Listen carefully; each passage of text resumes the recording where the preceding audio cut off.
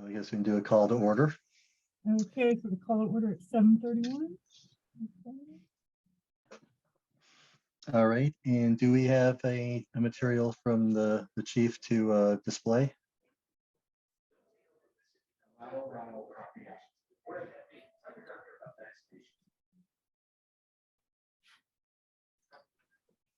Chief Clark, do you have your budgets that you could display on the screen? I don't have the ability to display it. I thought everyone was going to be given copies. My apologies. No, Okay. nope. Not sure. June, do We you have had a last minute Zoom. I can pull it up on my laptop if you give me just a moment. Sure. Or if June has it handy, one of us will get there. And it looks like Mary and Stan are in attendees. Oh, okay. Let me let them in.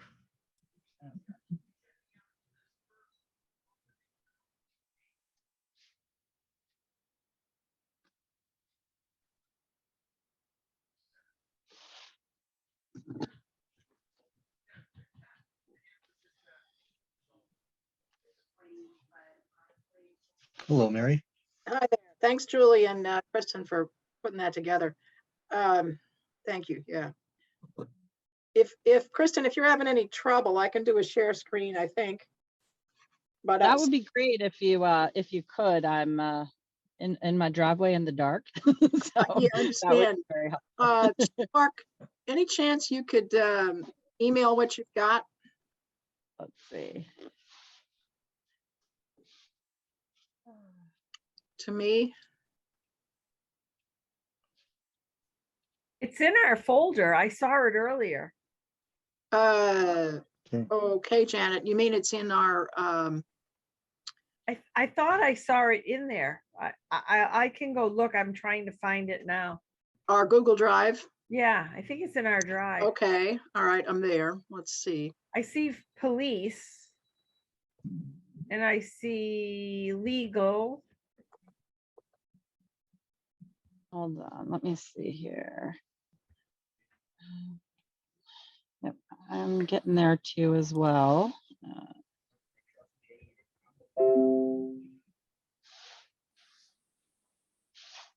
Sorry, we had the little switch to Zoom, so that threw us off a bit. Let me just pull this up.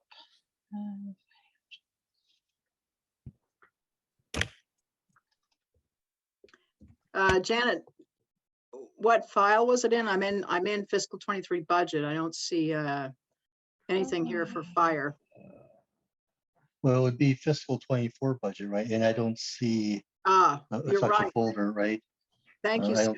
don't- Yep. Yeah, I'm not seeing anything that's been updated since early of 2022. You are right. Let's see. Let me keep looking. I could have sworn I saw something, but I might have been in the wrong year too. Budget summary form, November 2022. Okay, so I'm looking at, I am That's the one. FY24 budget request. Oh, you do have one.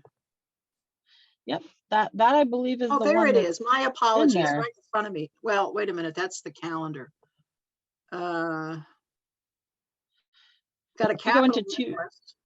Yeah. Yeah, if you go into FY24 budget and then go into FY24 budget requests, it's right there under 221 fire and EMS. And I can pull it up in just a second. I'm just trying to get in over here. Yeah, I'm not getting a. Yeah, I'm not, for some reason, I'm not getting a refresh. It's not showing in FY24 for some reason. Okay. I am actually connecting through my computer. Okay. And then I will be able to share my screen in just a second. Thank you guys Thank for your you. patience. Yeah. Always fun with technology. Recording in progress. Oh, hold on.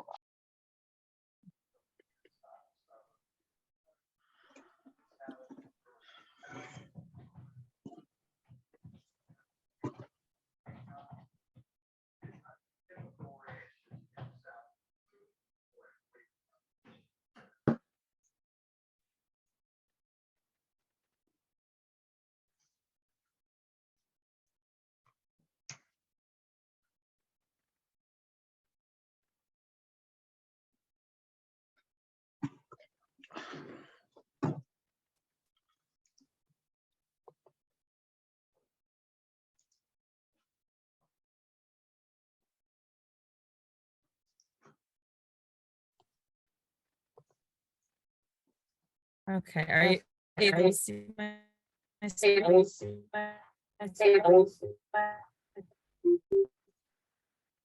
Yeah, I'm in budget request for fire and it says it's empty.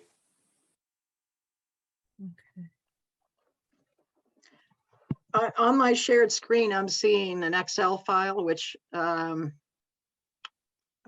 shows departments. Right. Nope. Wrong Mary, one. Okay. if you take a quick look, I think I just forwarded you what the chief had sent to me. Oh, thank you. Oh, look at that. There you go. So do you want me to do a screen share or are we okay with what we're looking at? What do we need to do here? Okay, so are you able my screen? I can see it. Yep. Well, not now. I saw a screen earlier. Okay. Looks like we're looking at the inside of your car. Yeah, it's interesting. Oh, Yeah. well, sorry, that's not anything anyone wants to look at. How's that? That's good. Perfect. Yep, Okay, sorry about that. you got there faster than I did. Good work. Well, in the car in the dark, you never know what you're gonna find. So there we go. Chief, are you able to see that? I am. I think that's the earlier one, the one that was given to June. Oh. The only difference is where it's 20,319, that's 11,190. No, hold on. Yep, 11,193 there, that it's down. We had someone retire. And Ah. so we're at a lower pay rate with an interim position right now. So it's that's gonna if that there's some decisions to be made with ALS, whether we stay with the current BLS or go to ALS. So there's an interim position until I think the end of March.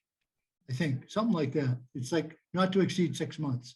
So that's why there's a lower pay rate, and whoever the new person coming in is will be at the lowest rate for their particular position, whether it's BLS or paramedic, whatever it is. So it's like that saving is on the full-time wages.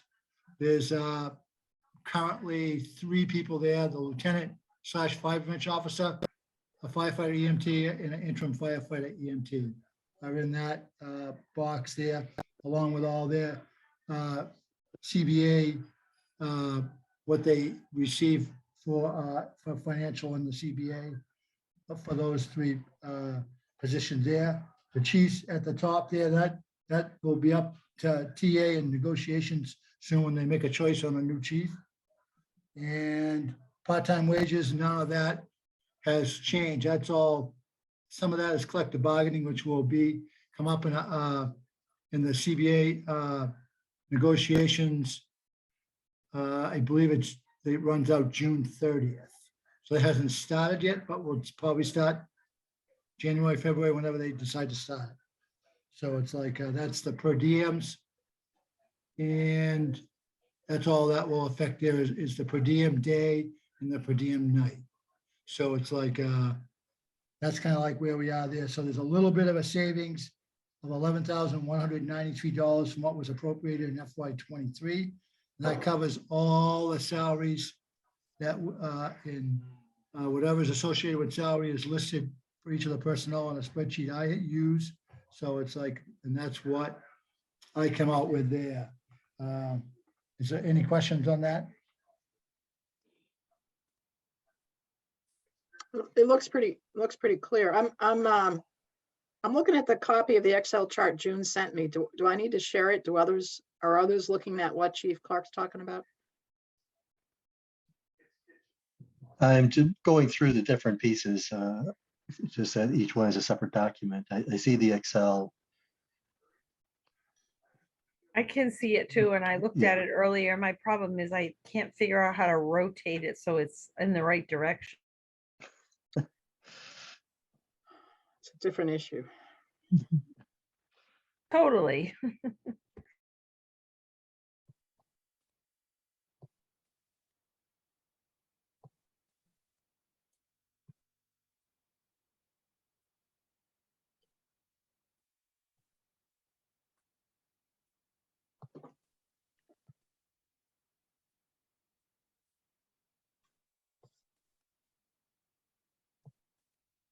Okay, so I think just looking at this, so basically you're fully staffed, right? You have the one retirement, but you have one person that is going to be replacing that person.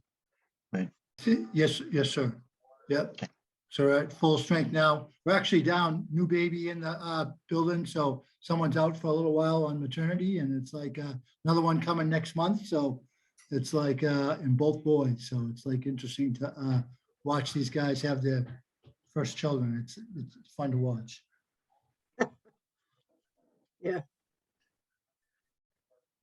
Any of them named after you? Why me? No way. I just, No, none of my boys are even named after me. No, they all got their own personalities, and it's like I got a close one, but not exactly. all No, right, it's like so that's kind of like where we are with the personnel expenses. And with Dave, we gained that because Dave retired the end of, I think it was July or beginning of August, whenever that exactly was there.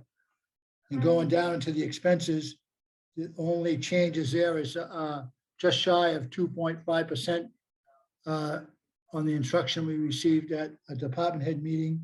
And I elected to do my 2.5 on 3 items. Vehicle supplies for gasoline and diesel fuel, because that was an unknown. And then professional and technical services, which is kind of like anything that's, if we have to do any testing, we have to do the ALS payments, it goes in that line item I got. And then repairs and maintenance, the other 1277.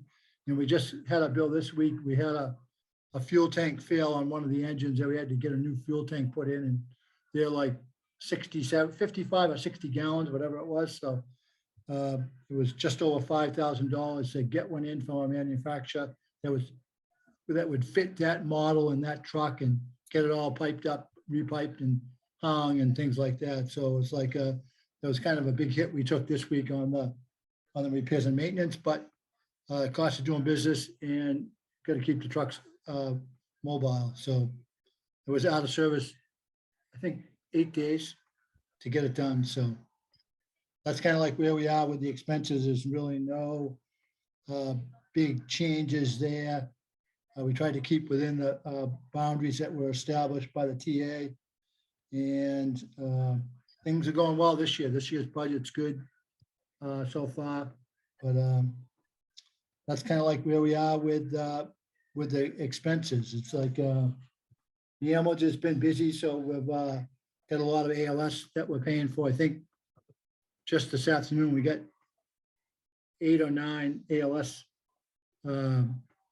invoices come in for ALS services that we used with Patriot, which covers the south side of town when we have EMS calls. So working through it, everything's going good. All the trucks are in good shape now, subject to change, I guess, on a daily basis, but going really well. So I don't know if you have any questions on any of these issues here specifically, let me know and I can answer them to the best of my ability.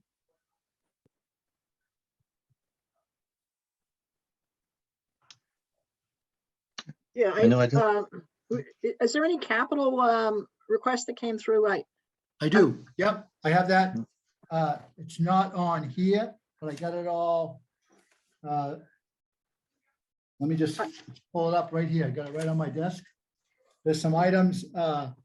It's two of the things are over 3 years. There's automatic external defibrillators, the AEDs that we use. Right now, we have 3 different brands of AEDs between and it's a public safety purchase, not just fire. It goes for both Right. fire and police. And there's AEDs, the first year in FY '24, there's 6, 3 for fire, 3 for police. In '25, there's 3 for fire and 1 for police. And then in '26 is 3 for fire and none for police. And that will put all of our first line units at 10 years. That's when you got to start working them out of the schedule. And all our units will be at 10 years by then. And we'll be able to put those in and there'll be interoperability. All of our units, whether you grab one out of a police car or get it out of the chief's car or an engine, they're all the same after the 3-year purchase. So it's like, that will set you up for another 10 years there. So it's like, sometimes we saw a small grant opportunity to get one last year through, I believe it was MEMA. We got one. We tried it. It worked out really good. They had a save a couple of Sundays ago on a Sunday evening on a relatively young person in the community. They had a save. And so that's where we're going with that. And the other thing on the capital is personal protective equipment. The second set of gear everyone has, once it gets to be 10 years old, which include the pants, the boots, the helmet, and the jackets, have to be replaced in 10 years. So we got one set that's good, and everyone has a second set. So we got to start replacing the second set, and that's 7 sets a year for 3 years, over 3. And I've already been initial meeting with capital on these items here. So I that's, can share my screen and show that capital if you want. No, Janet, I was just sort of generically interested in where Yeah. you're at with the spend. I mean, I don't know if others, I just, nothing with wheels on it, right? We're good on the well, wheel. no, not, file. the only Yeah. thing I did bring forward so that you could do financial planning was next year, there's a new engine up and they're Okay. huge bucks. That's the only way I can describe it. I've bought probably in my career, 4 to 5 engines, a tender. And the most, I thought I paid a lot of money when I did 560. This one is in the door at 880 plus. Now Wow. they have the spec is done. They picked on the mass bid, the fire chiefs, Houston Gallison bid, I should say. I shouldn't say the fire chiefs, excuse me. They picked a vendor, worked with them, got the truck situated, and I wanted to bring it forward a year early. So it allowed you and capital and the TA and the senior finance team ability to plan for that. I know it's a lot of money. Hmm. The trucks, it happens to be the one that we just replaced the gas tank on, figures, but so it's like, I should say the fuel tank. And it's just, I didn't want to like hand this to a new chief next year and have him like, on his first year, have to bring that forward. So I just want to make everybody aware of it. It's not in the replacement cycle till next year, but if it helped you do your financial planning, however you want to do it, that's what, it's a lot of money. I understand that. It's not it's just a regular fire truck, nothing super fancy on it. And will be what we call the attack pumper. It's the first one out on any type of fire, anything like that.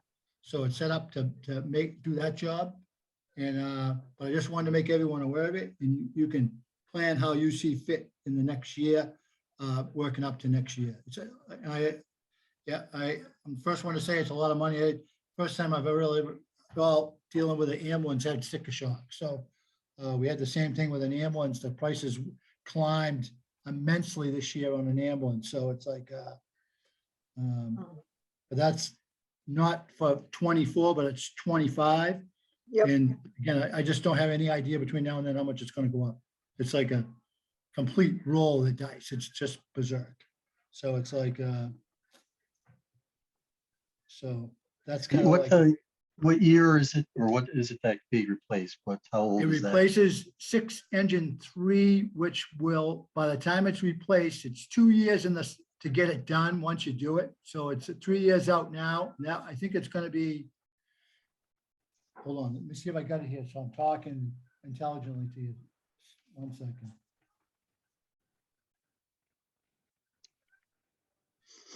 I don't have the year on this, and I don't have my capital plan with me.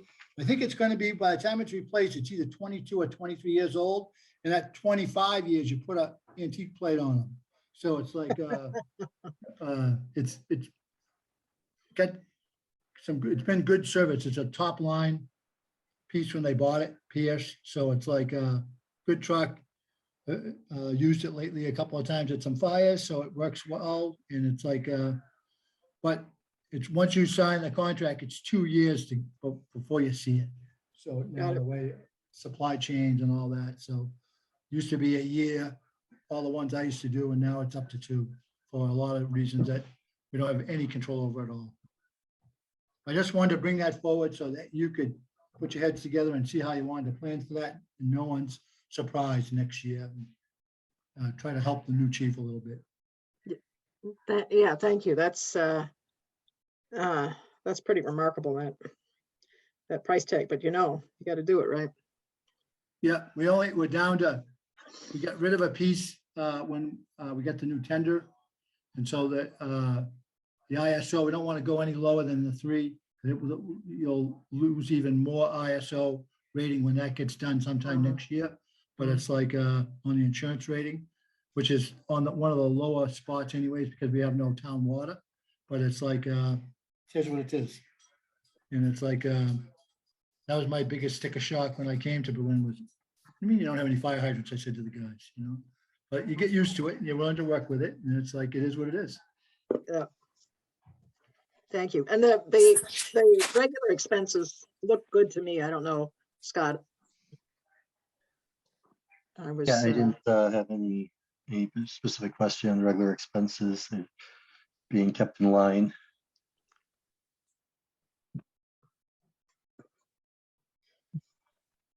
Yeah, we've been trying with that. That's kind of like challenging. Again, everything seems to be repairs.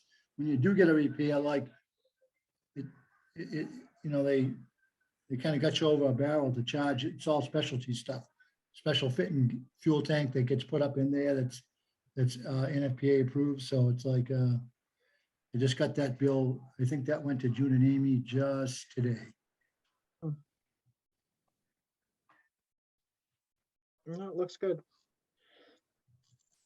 It's kind of pretty simple. It's like, and the other thing I'd like to say, I've been thinking, is I'd like to thank you for your support while I've been in Berlin. At some time between the end of this month and the beginning of next, I'll be heading south and staying home. So it's like, thank you for your support of the fire department and me during my 3.5 years in Berlin. It's been an awesome trip. I thoroughly enjoyed it. Had good leaders there with the 2 TAs. And so it's like, you're in good shape that way. The apparatus is in good shape. Your manpower is in good shape. It's young. One of the things we're finding out that you have some good people, they're getting hired away for career departments. Just this little side note. Lost another one this week. He's going up to Londonderry, New Hampshire to be a career firefighter. Comes from a second generation career family. His dad's a captain in Northborough. And I know him since he was really young and not worked with the dad for years. So great family, great firefighters, and we're going to miss him. And hopefully he can come back and do some per diem shifts for us when he's off duty. But good kid. And you're in good shape with the fire department. You know what I mean? They're in a good spot. And I think the members who came were able to, with their busy schedules, attend the open house and that we had in October for Fire Prevention Week. Thank you. Oh, thank you. If you missed you. that, if you missed the open house, you missed a lot of fun.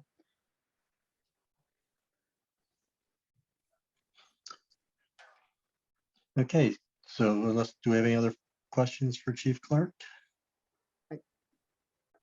I don't. I think it's one of the more simpler fire budgets we've gone through over Yes. a while. So thank you. Thank you. No, it's like, I learned that it's like simple as good, got to keep it so I can understand it. If it gets too, I'm not a numbers guy. I have to work hard with that. So thank you for your support. And if you have any questions, everyone knows what my email is. Shoot me an email, call on the phone. We can meet at the firehouse, whatever works for you. You know what I mean? So open door policy. I just drop what I do if one of you guys come in and visit or have a question. Just knock on the door and come on, and Abby will let you in. All right. Thank you. Thank you. Thanks All right, very have much. a good day. Everyone enjoy your holidays. Yes. You too. Thank you. Yeah. You too, Chief. Happy holidays. Happy holidays. Okay, I understand that the schools are actually at the town offices. They are, but they are also here online. If you're ready for them, I can promote them to panelists.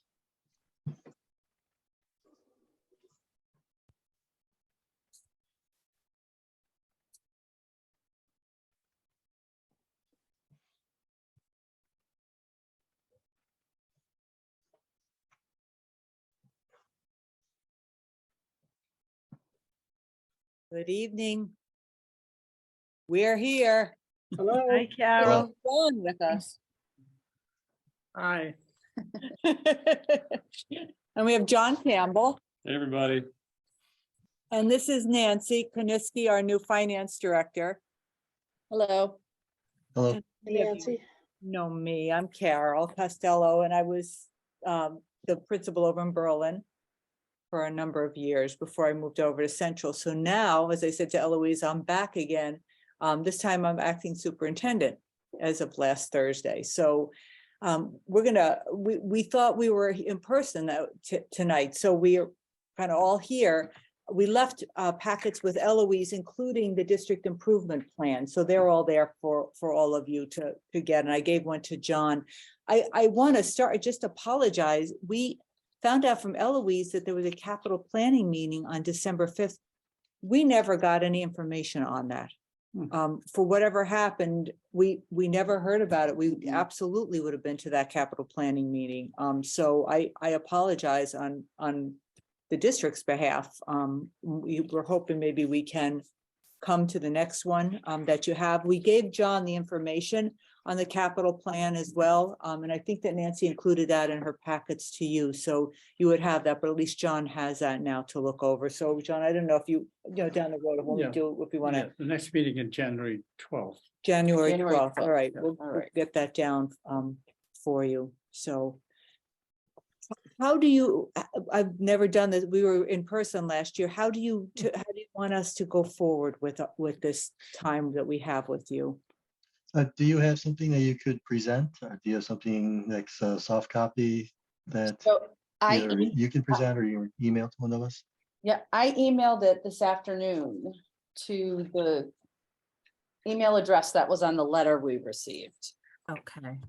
Um, my letter.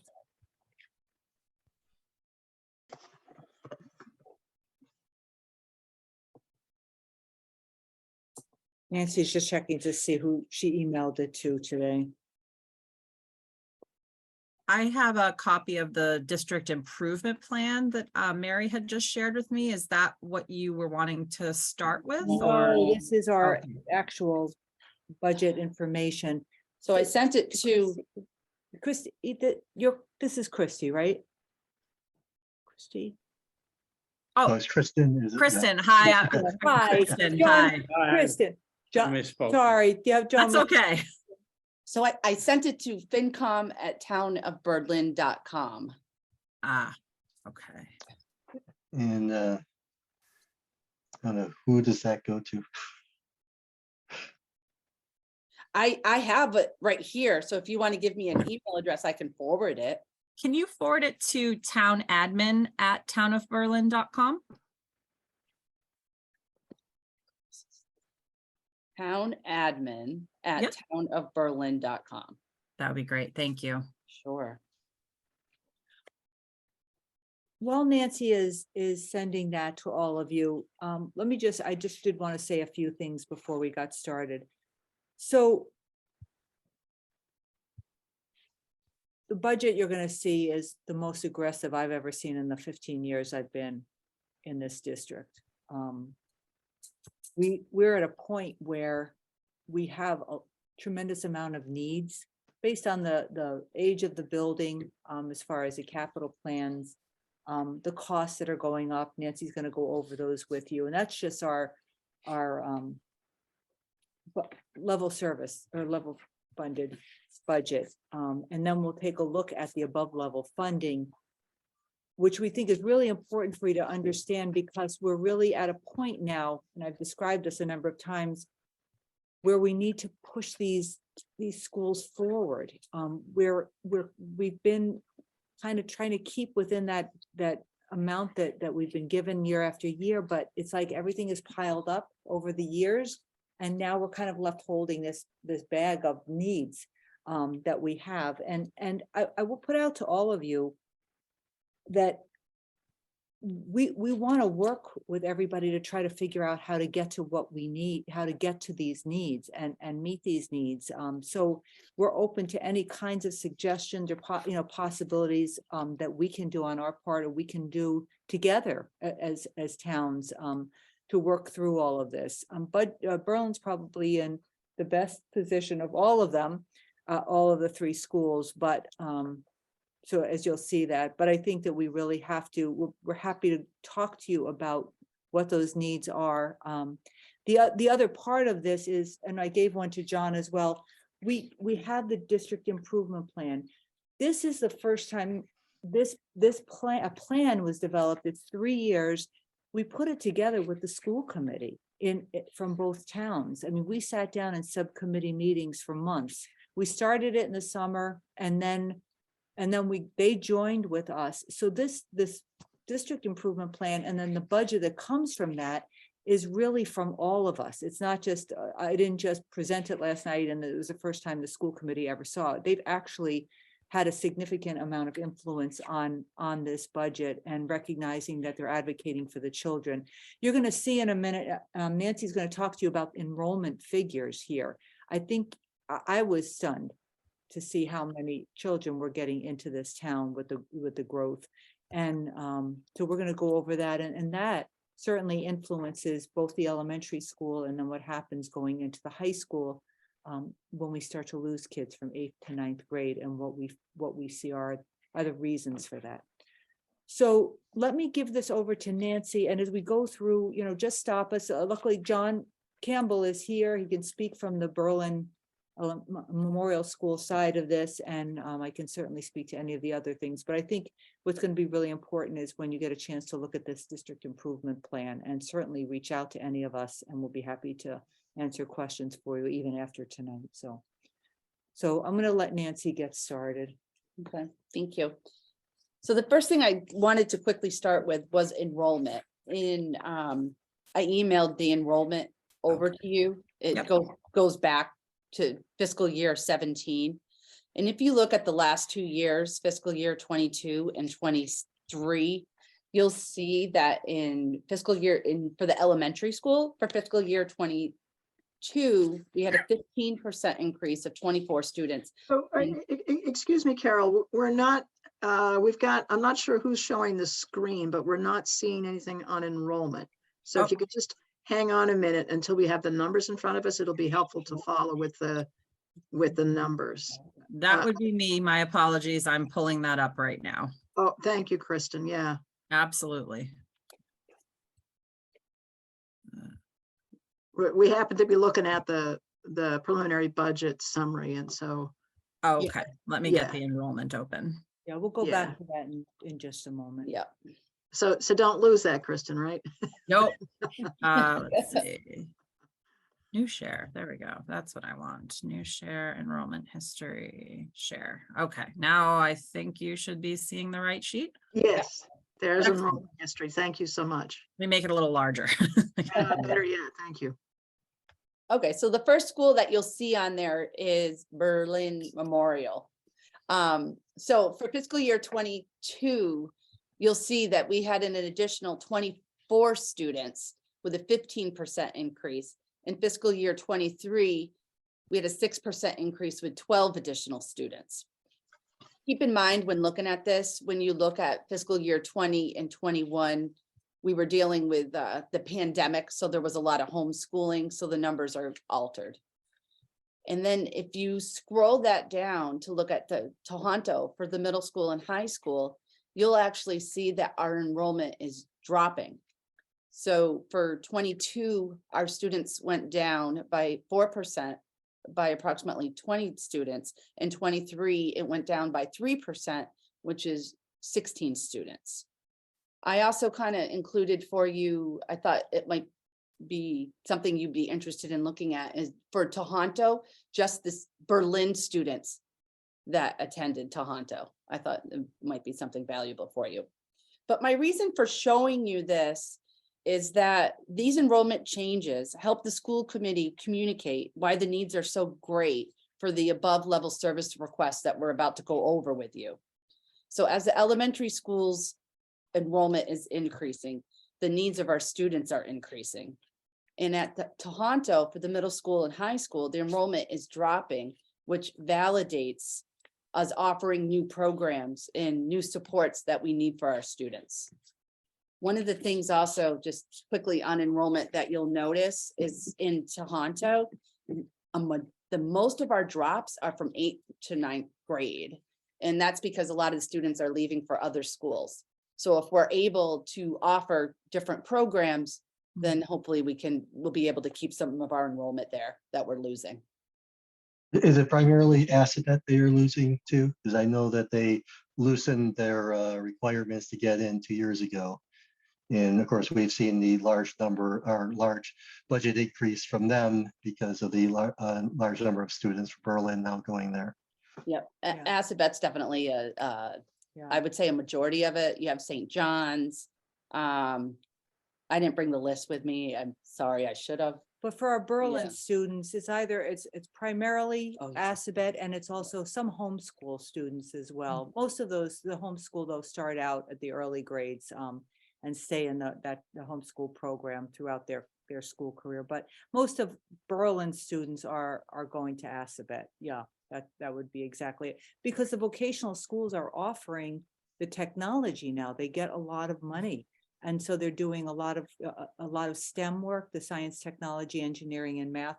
They're offering those kinds of programs that are more than the hands-on that we used to remember the vocational schools offered, just like the really working with your hands. It's all work with computers now. And they have that equipment, the 3D printers and all of everything that's done now using technology. So they're able to teach the children those things that we don't have access to. I mean, I don't think we'll ever be the level of Assabet in terms of those tools, but we have to at least be competitive to keep our children in, because not everybody gets into Assabet.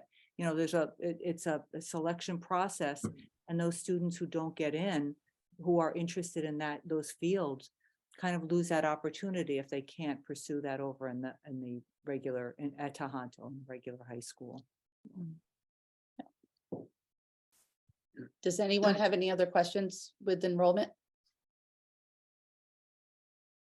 Okay, so if you want to go back to that form that you had up earlier. Sure, give me just one moment. So while you're pulling that up, I just briefly wanted to go over how I worked up the budget this year. So the budget's based off of your level service needs, and it's based off of your above level service needs. So your level service needs is what the district is when a district provides the same level of service to the students that it had in its prior years. But it also meets its contractual obligations and its federal mandates. Above level service is when the district provides the same level of service of the students that it had in its prior years, but it includes additional needs. It helps the district with changing needs in education, ranges from new curriculum, new programs, additional support services, and technology, as Carol just mentioned. So you'll see in this budget, I have each of the schools presented in both ways. So if you look at just level service for, and we'll start with the elementary school, the level service only section has a total increase of 12% at $481,000. 53% of these increases are from the general budget at $253,404, and 47% is from our special ed budget, which is $228,000. So at the bottom of that sheet, you'll see there's a graph, and that will show you the breakout. So 41% is for benefits, 34% is for out of district tuitions for our special education students, 10% is transportation, 7% is personnel, 5% is supplies, and 3% is utilities. So that's the level service budget. Then, and please stop me if you have questions along the way. So the next page shows you the above level service for the elementary school. So you have a total increase of 20% at $360,000. 73% of that is from your general budget at $263,000, and 20% of that is from the special ed budget at $97,000. So the breakdown with the graph on the bottom of that page will show you that in facilities, it's 14%, software, it's 7%. I don't. Services to students is 6%, benefits is 3%, and supplies is 2%, and personnel is 68% of that. I skipped that to start with. And I'm not going over the details of the positions, but if you would like me to, I can. Would you guys like me to go over kind of the major highlights that consist of this? I Yeah, I would. would like to see, yes. Sure, okay.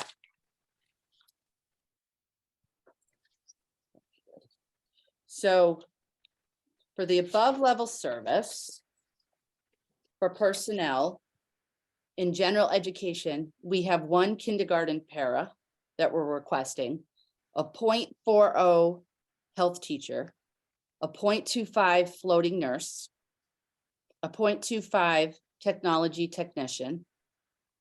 In special education, we're requesting an additional full-time special education para, a 0.25 occupational therapist, and a 0.25 BCBA for special education. That's the personnel. Under, Kristen, I think you have to move it up for us. Because I think I saw the para earlier, but I don't see it now when she Yeah. was talking. right there, Keep yeah. going. Yeah, Thank you. no Okay. worries. So those are the positions. So this is based off of our district improvement plan that Carol handed out to you, just so you're aware. So then we go on to teaching and learning. That's part of the district improvement plan. And that has a lot to do with our curriculum. So inside of this is your writing curriculum, social emotional curriculum, read alouds and novels, a portrait of a graduate program, and introducing typing.com to our students. And then under special education, wraparound services, and ABA training for our paras.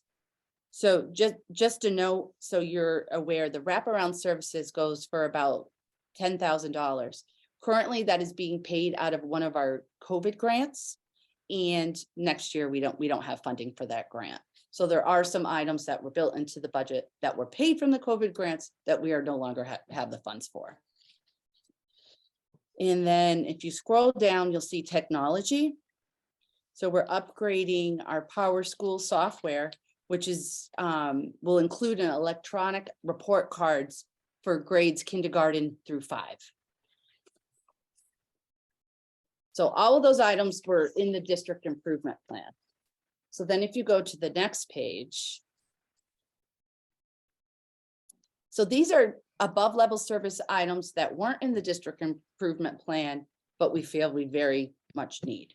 So for software, several different software programs, DocuSign, Single Sign-On, Rocket Map, Emera, Fluency, Foundation Fund Hub, and Harper's Time and Attendance. We're looking just to update their chairs and desks for our students. Literacy decodable materials for kindergarten through 3rd grade. We have an outdoor storage container that we currently lease. I would like to buy that outright. If we did that at the beginning, we would own it by now. It just makes sense to purchase it. We need to reprogram our pellet boiler. Every morning, one of our custodians needs to go in and press a special button so the boiler will run. It needs to be reprogrammed. We put in various items of up to $18,000. We had a facility assessment done on Berlin Memorial last year. So we did put some of these into the general budget because we put a lot into the capital budget. So we wanted to kind of offset them. Special Education Reserve Fund, we would like to split that out amongst all schools. That is in relation to our out of district tuitions for special education. A lot of times during the school year, you'll be given, a student might come up that needs to go out of district. It wasn't budgeted for. If we're able to keep putting money into these funds, we can use that money to pay for that tuition instead of going back to towns requesting money. And then facilities, we're requesting an increase. There's a lot of things that besides what was in the facility assessment of improvements that need to be done to the building are various things from maintenance and repair, plumbing, electrical, HVAC. And then what? And the roof too. Yes, yes, That's a big yes. John said in the roof too. Yeah, Yeah, the building needs, the building Yeah. is, what is it, 20 years old, 23 years old already? I can't even Yeah. believe that. yeah. Do you have like costs associated with each one of these items that you Yeah. put forth? I do.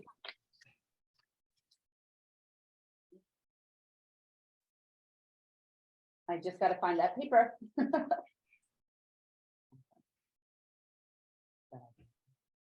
Because maybe if we had a line item with for, for each one, it might be helpful. Oh, okay. I have it right here.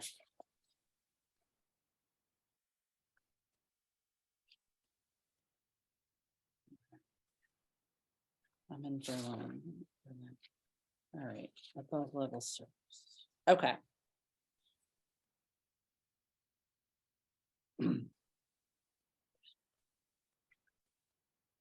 So you know what I can do? Here we go. Would it be easier if I emailed that to you? With the breakouts? Or do you want them individually? Do you know what I mean?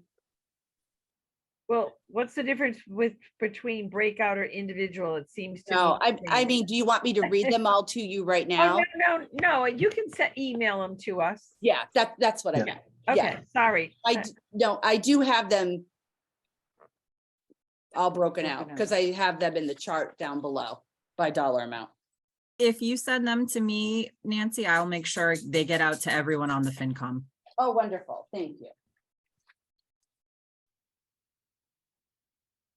I have a sheet, but you know, how, of course. Do you want me to look while you, why don't you, I look while you can. It's an Excel spreadsheet. It has them all listed. Here, let me read.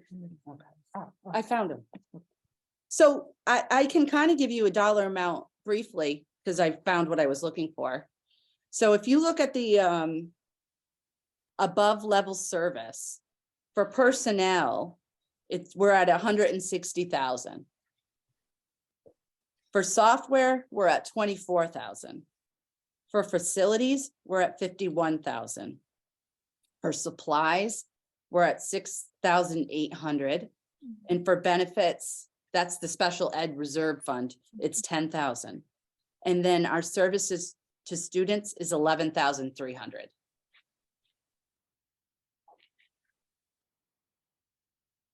And then under special education, because I have them broken out separately, personnel is 86,000 and services is 11,200.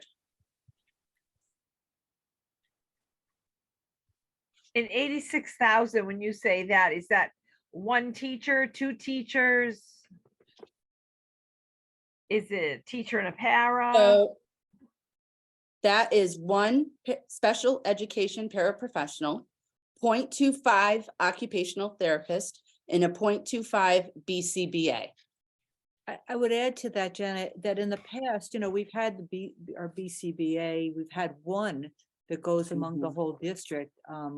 We've had our OT is Betsy Trudeau, right?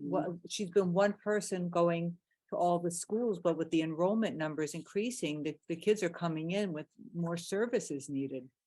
More kids needing services. So that's why we're trying to get another person to help with the load that these people are bearing. It's getting virtually impossible for them to be trying to get to all of these students and meeting their needs and traveling among all the, the buildings. It used to work. That's why we're saying it's not working anymore. We've exhausted these possibilities for these people and stretched everybody, and we're not meeting the needs of the children as far as the servicing.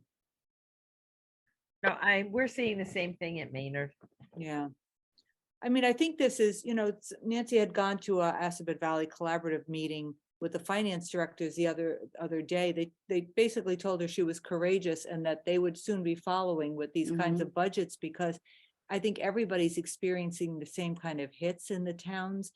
Between the special education costs, the out of district placements, they put a cap now of 14% that they can increase the cost from the these private facilities for us to be paying for these students. So they can increase 14% on us. That's like for towns that have or districts that have so many students going out. I mean, we try to control that. We really have good special education services in the two towns to try to keep our students in. But I mean, how far can we stretch with that? And that includes the transportation for these students to go out as well. So when we try to invest in people here, it's because we're trying to keep the kids here and not be paying up to like $300,000 a year for these kids to go out of district. That's what's happening. Carol, do you have a thumbnail sense of like a percent cost if a student goes out of the district versus we manage the special needs here? Yeah, is it double? Is it, I mean, what do you think? Do you have any sense of the Triple. It It can be triple. $150,000 just in the kid out of Right, district. 150,000 to 300,000 depending on the needs of the child, on the specialized services that they need. So it could be up to 3 times our internal cost Oh, of absolutely. handling the education for a student that has these needs. The other thing we're experiencing, we work very closely with Assabet Valley Collaborative, the school itself, where we try to place a number of our students. And that is cost cutting for us. That's a place where many of the districts can share the cost of children going there. But the other problem is these places like this, because they are a reasonable cost, if we think that it's reasonable, we can't get the kids in because there are no spots for them anymore. Or again, there's such different unique needs that we have to get them into places where it meets their needs. If the children are going out, I mean, it's pretty significant needs because again, we try to keep as many students as we can in the district. And we've been good about that. So we're getting more students. So more students, the potential for more needs are coming in. We have students coming in early already into our schools, very young ages already with significantly specialized needs. So we're responsible. We're in the public system. That's where we're responsible for educating all our children, To give you example, if you don't mind scrolling back up to the first page under the level service only, just for that special education for out of district tuitions, we have 2 new out of district tuitions. That's 164,000. We have an increase to special ed transportation. That's 40,000. The additional bus monitor and the retirement payout for one of the teachers combined is 24,000. So that increase alone just there is 228,000. Just to kind of. What is the special education number, the whole number, before this increase if it was just truly level in the dollar amount, what was special education they're paying presently in fiscal year 23? Or what was budgeted for Berlin Elementary? Yes.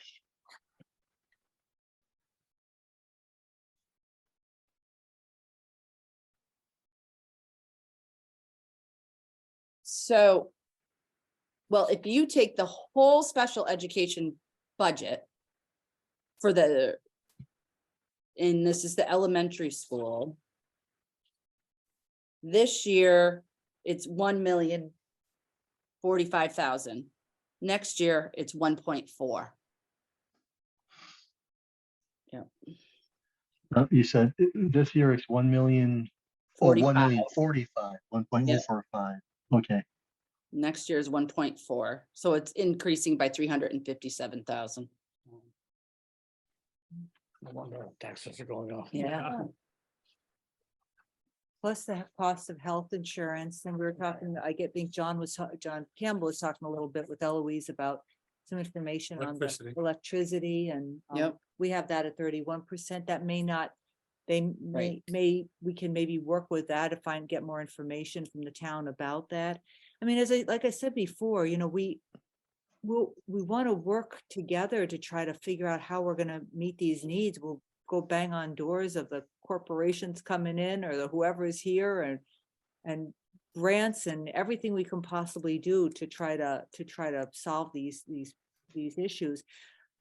Probably the two biggest areas of the special education, I think, for us, and then the technology needs. Our equipment, and we'll find that more up there's needs in Berlin for sure with the technology. The devices the kids are using are old, and we've been trying to refurbish those for years.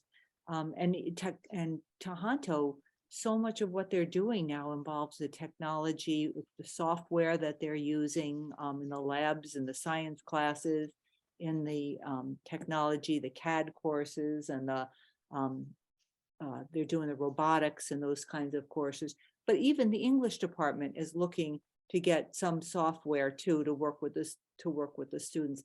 That's the kids' world now. Everything, like, look at us tonight, we're on Zoom, right? I mean, it's everybody's world, but we have to at least give them a chance to start. Like, what we're offering even in that is not as sophisticated as they're going to come to in college, but we got to at least give them this competitive chance, with this kind of software. So those are all those, that's the two big areas, really.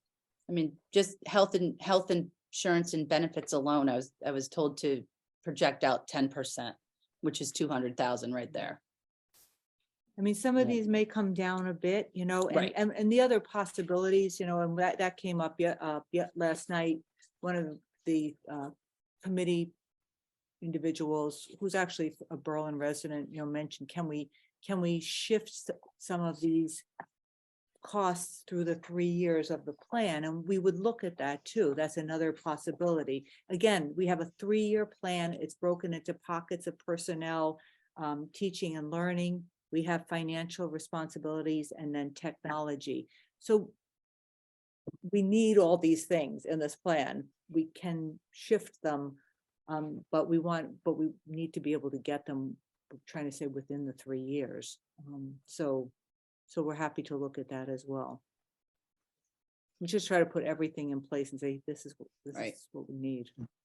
I just want to clarify something on the Tohoto numbers. That is the overall Tohoto, or would that be an estimate of what Berlin's share would be if there was? This is Tohoto as a whole. That's Tohoto as a whole. Yes. Okay. Yeah. You have to have our ratio right at the moment, what this present fiscal year, what we're adding. I do not. Right. I can work on getting that. If that was presented in the past at this meeting, I apologize. I thought that you kind of waited until the assessments came out and then you did that portion of it. Okay. But if you would like me to look into that, I gladly would. I could probably I can look at the numbers in the past and figure it the rough estimate. Okay, but anything I can percentage do to be of assistance, please let me know. Yep. So are you guys good with the elementary school? Are we okay to move on to the middle school, high school? Yes, I am. Okay. So as we just said, these is Tohoto as a whole, not split out individually. So we can start with the level service only. So the total increase for the level service only is at 13% at 1.3 million. 43% of that is from the general budget and 57% is from special education. 57. So for special education, it's 733,000 and the general budget is 556,000. So under the general budget, we have benefits for 260,000. We have services for 49,000. Increase to transportation for 32,000. Our supplies are increasing for $80,577. And utilities for $134,000.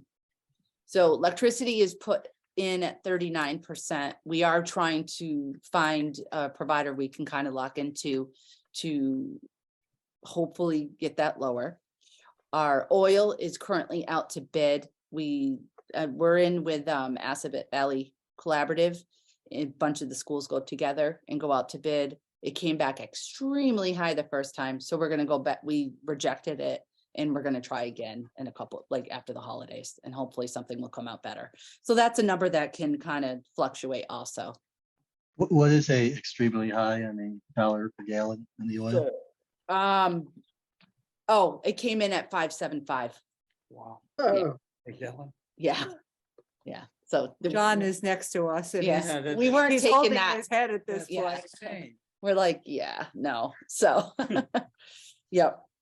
So then under special education, we have services that we needs in. We have students moving up to the high school that need the PT services, music therapy, hearing impaired. So that comes to about 15,000. Our out of district tuitions comes in at 710,000 additional.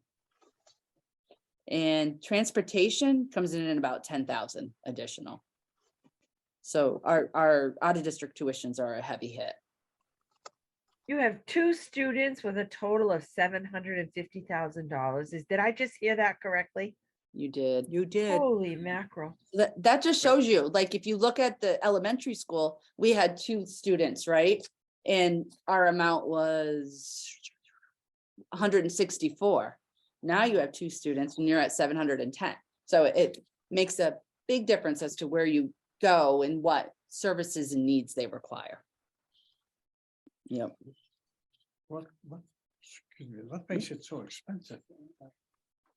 It really depends on the school. It depends on the disability of the student, the services that they require. Some of the students require a one-on-one. Some need, I'm not, Some you are, know. some live there, could be that they're staying there. or yeah, it could be a residential. residential. There's so many factors that play into it. The state doesn't help with this at No. all? No, they're actually increasing our private schools by 14%. The state does, well, we get money on circuit breaker. Yeah, we do so- get a reimbursement from Circuit Breaker, and the percentage didn't, I'm sorry, I don't mean to cut you off. No, go The ahead. percentage didn't come out for for fiscal year 24, but this year we're getting 75% back of the services that, it says low battery. You have a charger? Okay, sorry. We're getting 75% back of the services and tuitions that we're able to write into the grant. Okay. So that does help. So just so you know, when I put this budget together, I am accounting for all our entitlement grants and our circuit breaker. So I do have that included in the figures. Does And anybody? we'll be able to see that once you have everything in a line item, right? Oh, yeah, Yeah. sure. Yes. Yep. Absolutely. Yep. And then if you go to the next page, we can go over the above level service requests. So this increase is 22%, $899,000. 77% of the increase is general budget for $690,000. And 23% is for special education for $209,000. So under here, personnel is $364,000. Curriculum and services is $117,000. Technology is $208,000. And facilities is $2,500. And then under special education, personnel is $178,000. Curriculum is $16,000.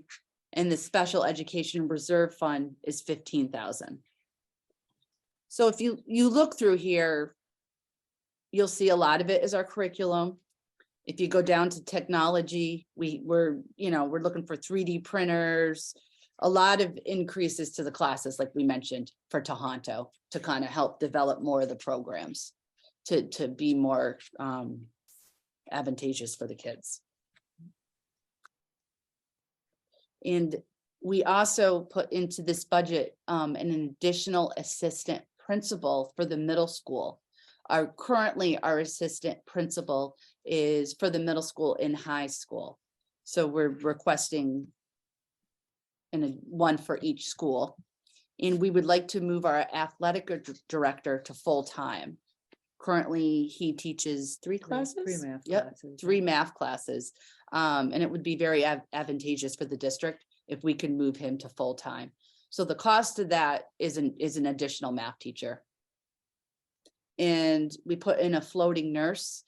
Well, I would also just mention, Yep. one of the reasons too, if we were able to move the athletic director to full-time and hire the math teacher, one of the courses that we want that math teacher to teach is now what is by law, we need to teach in the schools, and we want to is financial literacy. And we would give that person the financial literacy course to teach for the high school. So before they graduate, these students are expected to have a course and or standards met around financial literacy. So we're required to do that. And I'm gonna, oh, Nope, go ahead. I see the nurse, and I am a school nurse, as you all know, and I'm gonna let you know that I pulled numbers because we're seeing the same thing. My increase in volume of foot traffic in my office went from, for the first 2 months in 2019, September, October, to September and October 2022, went from a little over 300 to a little over 900 Wow. encounters.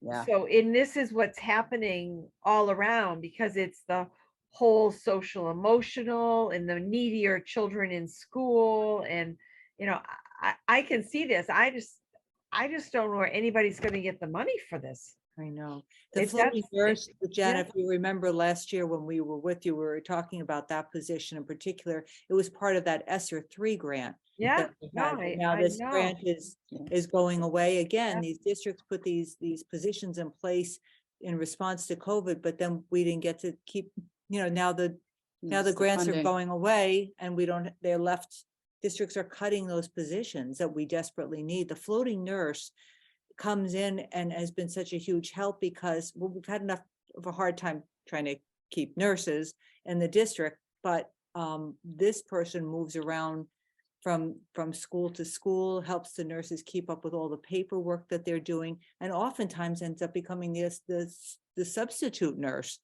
because if a nurse goes out, we can't find nurses to fill. Yeah, the there's spot. no longer are there nurse subs, schools nurse subs, and we found an agency and it was $500 a day.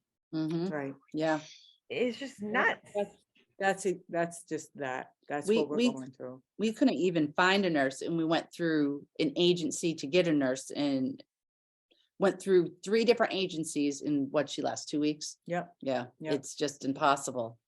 So that's why, I mean, that's why we kept that position. We talked for a long time about it, but it's to keep up with the needs of those students, like you said, and the foot traffic that's coming in now for sometimes really significant treatments, medicines that need to be dispersed Mhm. during the day and in ways we've never seen before.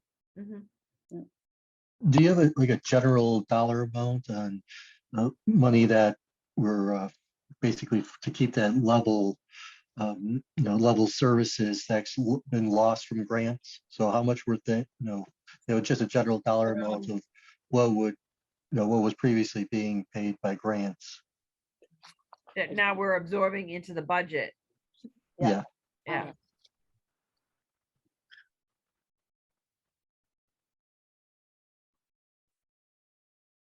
I know I have it. I might not have brought it with me, but I can send it to you if I. Yeah, if you could, check on that, just, send that out when you have it. Yeah, I'll send it to you. Is that it? Oh, I have it right here.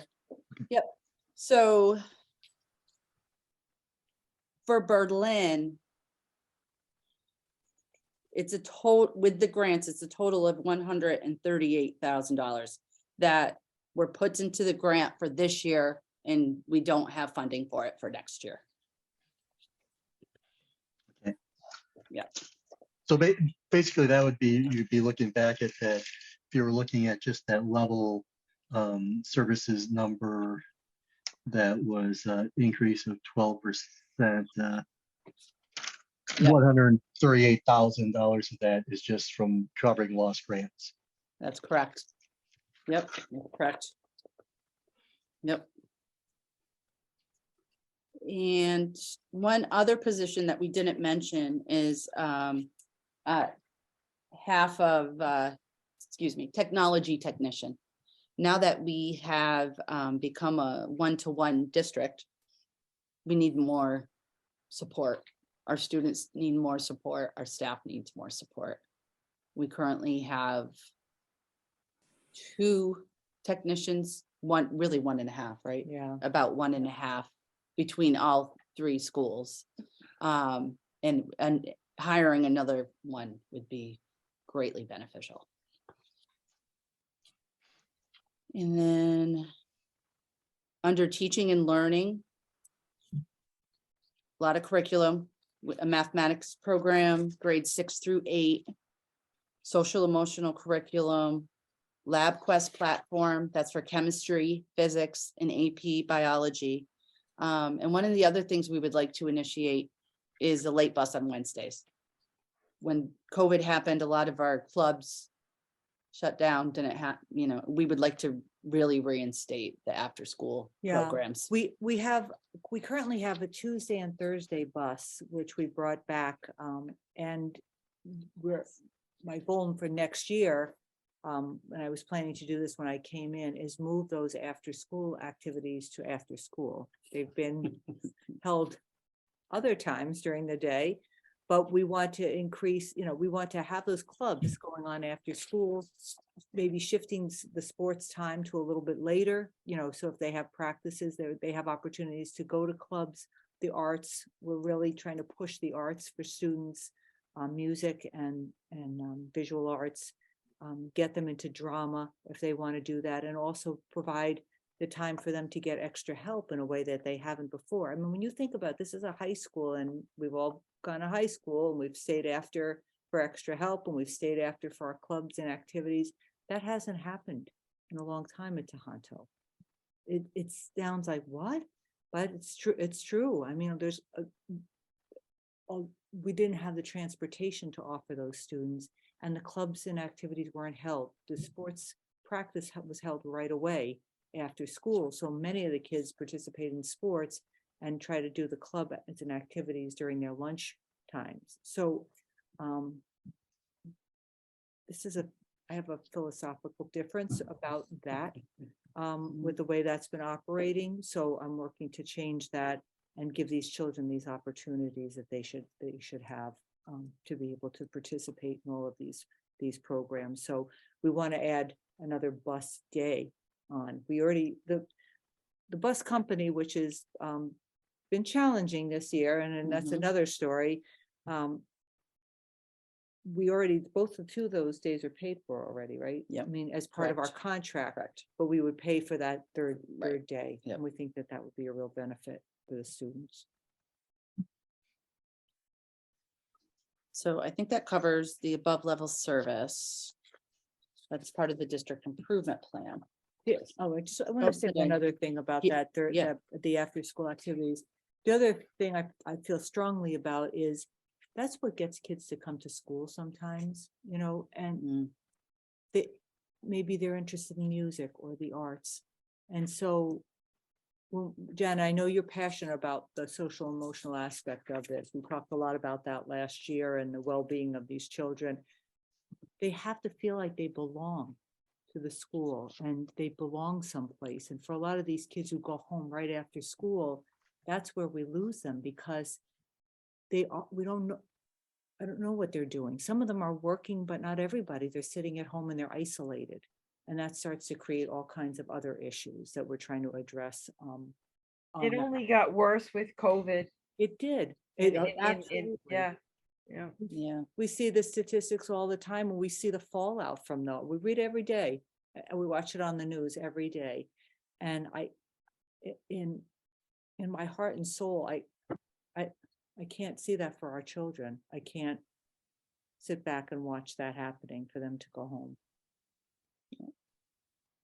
They should be vibrant. They should stay after school and be involved in everything they want to do and get the help that they need to get. Maybe if we can get more busing after school in place, then maybe we'd need fewer school nurse hours, maybe. Um, that was just fun. Don't. You're right. Yeah. Yeah. Might wash Right. out. Yeah. Hey, I want to raise something that's hopefully a little bit positive, but I'm looking at, on the screen, we're looking at page 2 or 3 at the technology general education and looking, I guess, to get 3D printers for the technology course and 3-year subscription to Gizmo. Carol, do we at the Tohoto level, or I don't know, the grade 5, are you familiar with the Massachusetts Science and Engineering Fair program? MSEF. No. So it's a nonprofit group that's around New England, focused really in Massachusetts, and they take these middle schoolers and I think into the high school and pair them up with mentors in the STEM area, right? And the students work on a project and they present it at a fair. And so the middle school fair happens in Worcester. The reason I raise it, if the school district is looking to improve in the STEM area and the kinds of things available to students, there's corporate money behind.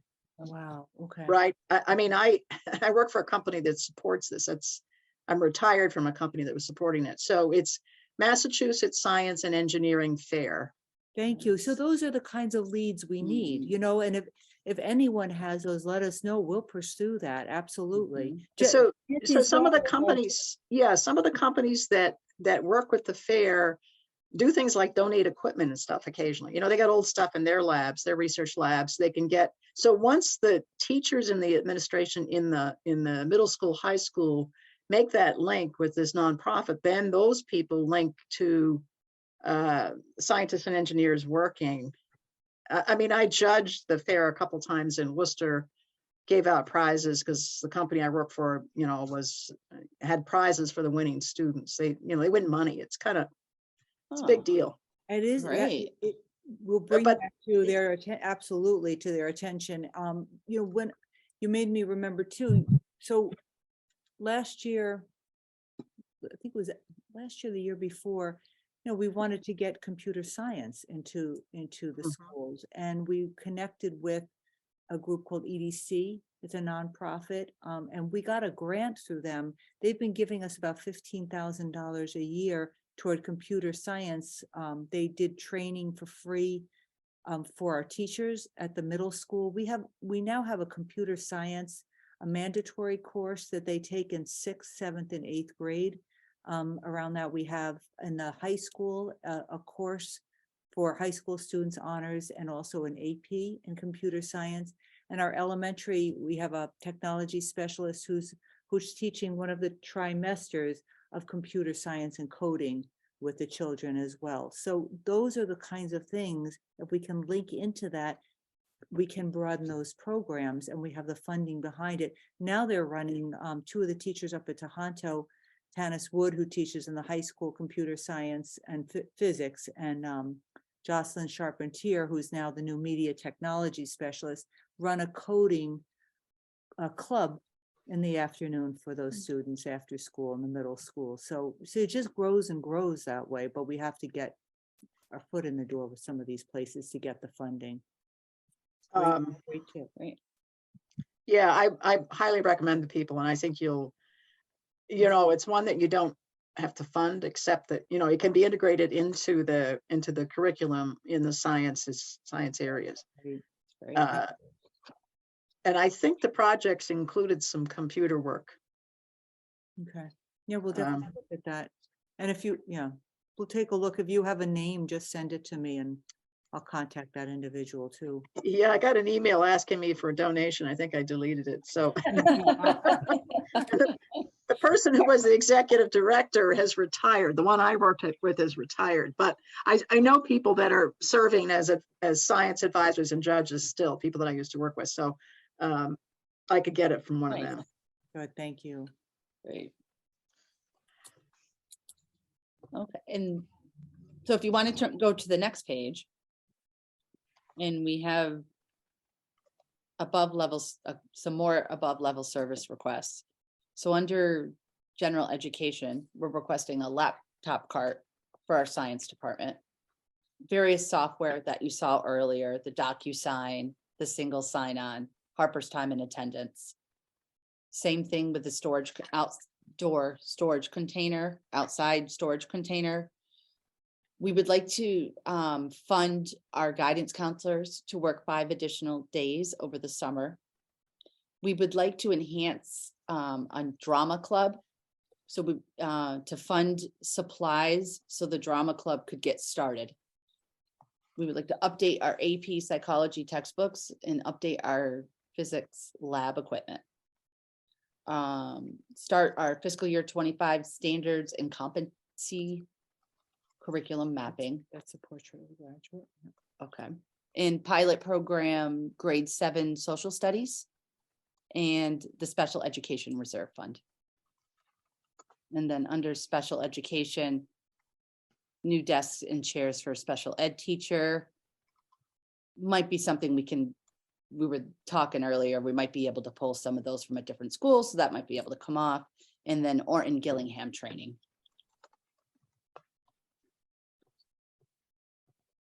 And that covers our above level services at Tohoto. Unless anyone has any other questions. What is that training? That last thing, that odd name? Orton For Gillingham. children that have dyslexia. Oh, Right. The training itself, so we have some special educators who are taking the course. I think it's 3 levels that they have to take in order to be certified as a Lord Gillingham provider. And it's costly. I'm thinking it's like $20,000 for them to take this course for the 3 levels that they go into. We didn't have anybody for a while there taking this. It's just it's another service for, like you said, this is dyslexia.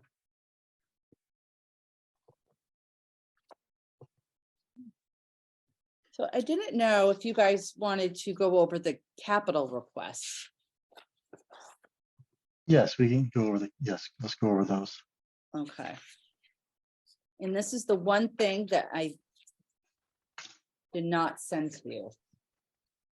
So I don't believe I sent it to you. And I don't think I can. Let me get it. Just looking to see what I have. Did you send it to me? I put it in the drive. No. On the drive. Send it.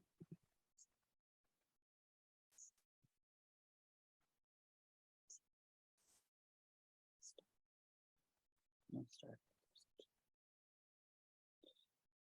I was hoping I was going to be able to pull it up, but I can't. But I can send it to you, but go over it by reading it. Can you give us the highlights? Give you the highlights. Okay, Yeah. we start with elementary school. So we're requesting 45,000 for replacement plan for 90 Chromebooks and 25 iPads and new phones for our district offices. We're requesting 20,000 to repave the walkway and the walkway to the playground. It's very cracked and unsafe.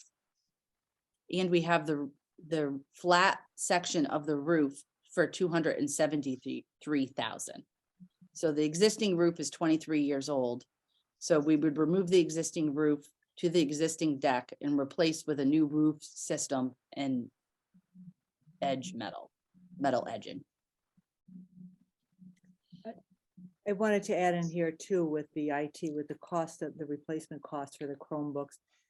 We used to do this years ago. I remember when I came into Berlin, the capital planning committee always had a pot of money set aside for technology.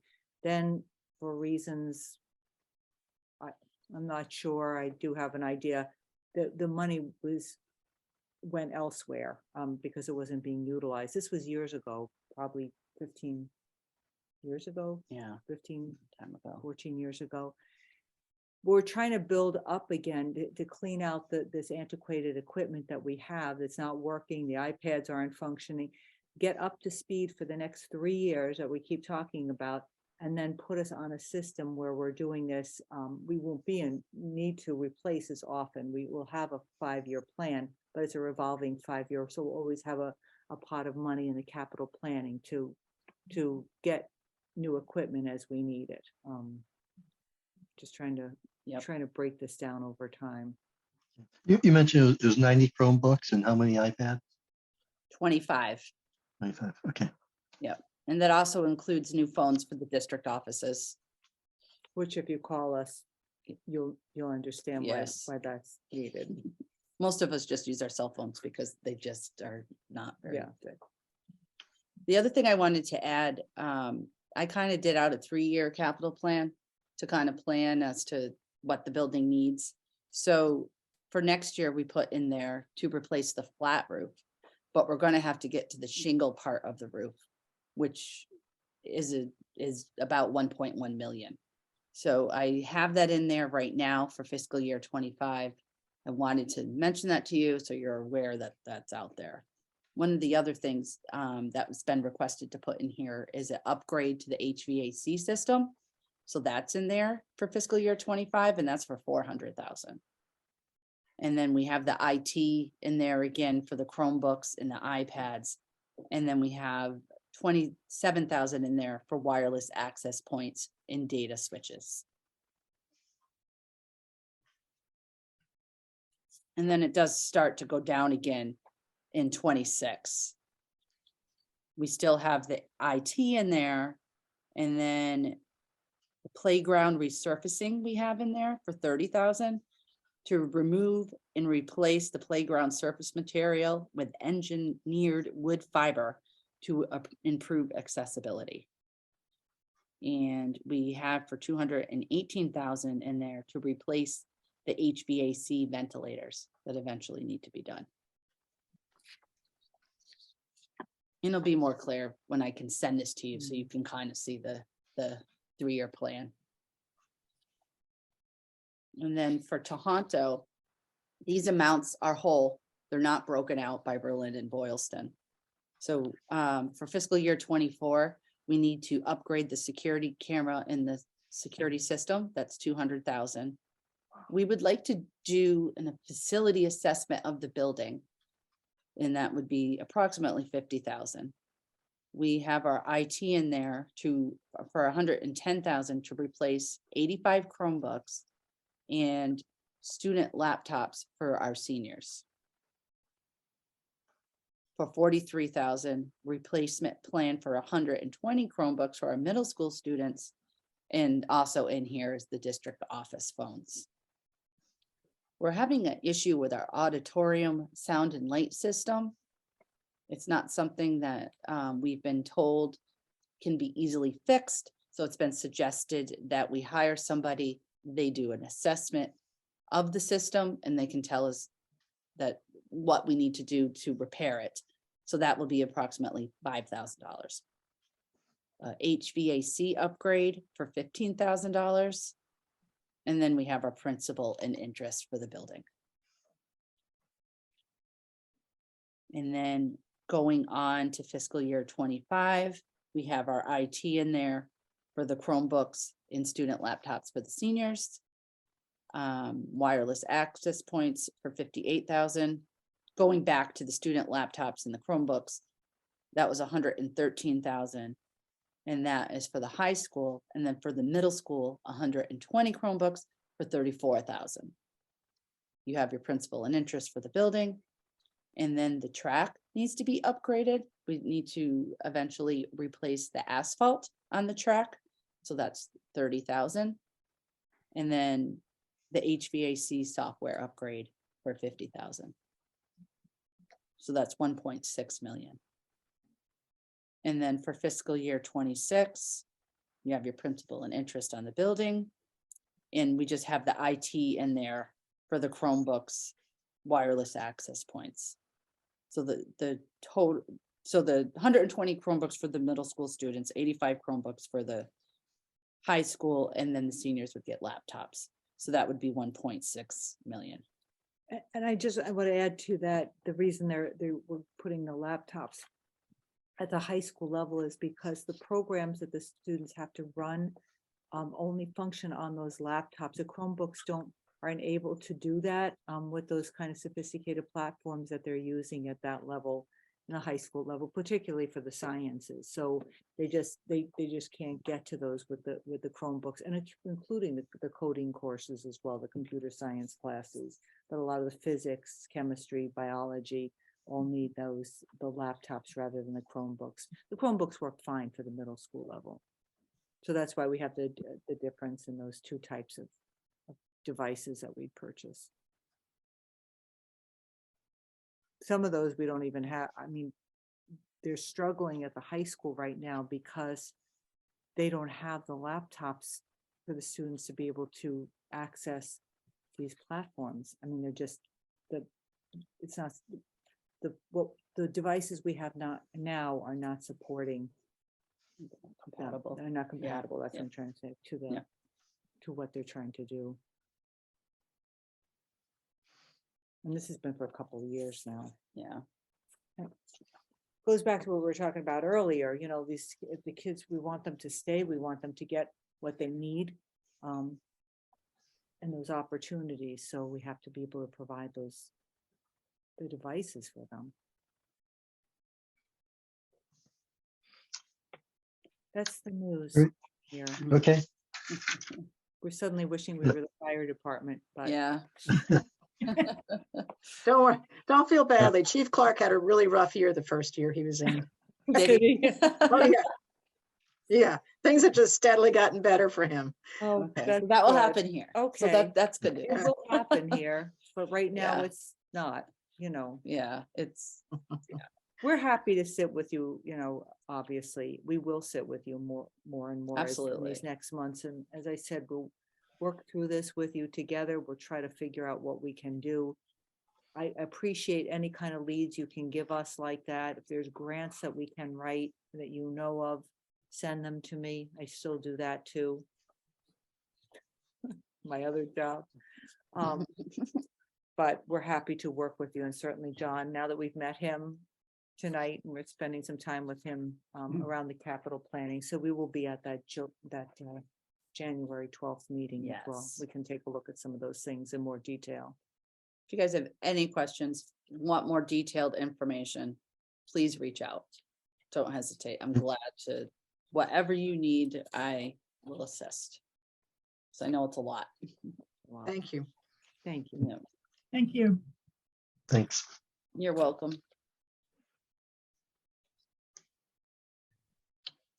Janice, say hi to Yes, the we can. boys for me. I'm having issues with my connection, so I stay off my video. But I will. And Guy saw your picture as he walked by and he said, "Oh, that's Mrs. Bradley." I called you earlier today. I thought we were live too. So I'll touch base with you tomorrow. Oh, okay. Oh, do you want? Yeah. Oh, okay. Thank you. Wait, You hold on. you know what I wanted to mention real quick, because I think it went to the other email address, is our school chair sent a letter. So I'll forward that to, I apologize, I don't remember your name. Kristen, that's okay. Yes. So It if doesn't I- say my name, so that's not very Yeah, helpful. I had to log in as the Zoom person. Okay. So I'll forward this to you, if you could forward it to the rest of the committee, because he wrote up a nice letter that Yeah. kind of gives an explanation of where we are and why we're looking for what we're looking for. That's Mike Topman. So Yeah, he was disappointed he wasn't going to be able to log on tonight. Okay, thank you. I'll make sure we forward that on to everybody. I can send it on to the select board and the finance committee. Oh, Great. thank you so much. Thank you, everyone. Thank you. Good- Okay, Good night. Bye. bye. Thanks.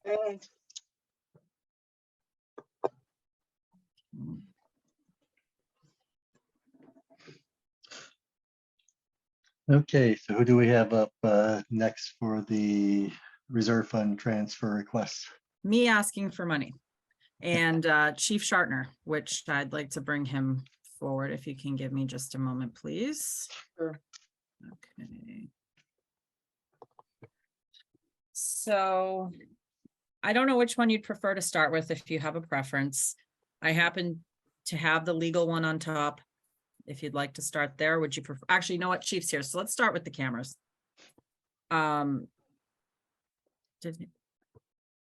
He should be on in just a moment. I'll give a little bit of background while he's logging in. So this request did come before capital. It's obviously under the capital threshold of 10,000. We did try to take it to the select board. They were concerned about the possibility of waiting for town meeting funding for this and asked that we go before the FinCom.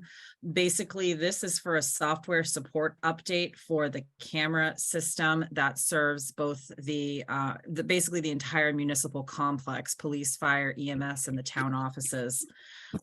So there was a storm recently, and Chief can speak a bit more about that, but as they went to basically reboot the system, they learned through the company that services the system that a software update hadn't happened since 2017, and the equipment was no longer supported should there be a catastrophic failure. So the select board felt, and I agree, that this is something that we really should move forward with for the protection, of our public safety officials as well as our town officials. And Chief, I don't know if you'd like to add anything to that. Yeah, I apologize. My camera's not working on my laptop. I think I'm having the same problem that Janet had. But yeah, so basically we installed the system in 2017. And it was basically just left there. There was no software updates. In August, we had a thunderstorm. And ironically, like the day after, the camera system wasn't working. And then Neshoba Valley lost door controls. They can't open or close our doors anymore. They can see our cameras. So it's a whole system software and hardware that's actually, the hardware is outdated as well. I know in our meeting, we discussed, why put money into a system that, we know is going to need to be replaced. I'm hoping that replacement is 2 or 3 years out. It is a significant cost to replace our camera system in the public safety building for police, fire, and town offices. Right now, our fire cameras are on black and white because there's a grounding issue. They have been that way for probably at least 6 or 7 years. But to replace that cabling, I mean, we're into the tens of thousands of dollars just for those 2 cameras. So this software will enable us, bring us up to December 2023. I've been speaking with the company to find out what it is yearly for maintenance to keep our software updated. But Kristen is correct. If something does happen to our system, it is not supported anymore. So it is kind of imperative that we at least upgrade the software, and then we'll talk about the hardware down the road. So Chief, just so I understand that the immediate sort of crisis is to get the software upgraded so that the existing system will run, but we're gonna have to look at that system because is it the system in general no longer supported or not supported because it doesn't have the software? You have to software remember, upgrades? our system is original to the building, so we have some areas, some 20-year-old cameras. Got it. Some areas, some 10-year-old cameras, some areas, 8-year-old cameras. So we've taken modern technology and put it on old cabling. They didn't have the cabling they have today. They didn't have back in 2000 when they put the building together. So there's a lot of issues with the system. It's been patched for all 21 years that I've been there, and it's still working. And I'm not here saying it's not working. It still works. The quality is not the best, But obviously we need to have the software upgrade in order to maintain status quo. Okay. So tonight, What was, go ahead. what was it that was, you said was from 2017? You said a system was installed or an additional piece was installed in 2017? Yeah, 2017, when we went to Neshoba Valley for regional dispatch, they installed software so that they could control our doors as well as see our cameras. They can still see our cameras, but they cannot control our doors because the software is obsolete. And there's basically like a firewall that's preventing them to do it. Okay, and that also includes some hardware probably too, that would, the stuff to control the doors. No, the hardware is good on the doors right now. That's pretty modern. That's from 2017. So the all the door key codes are within 5 years old, 6 years old at the best. But like I said, our cameras in the town offices are brand new or newer. I think they were installed just before COVID hit. But we do have cameras that have been replaced. We do have a couple of originals left, and we're still making do, and they're still sufficient.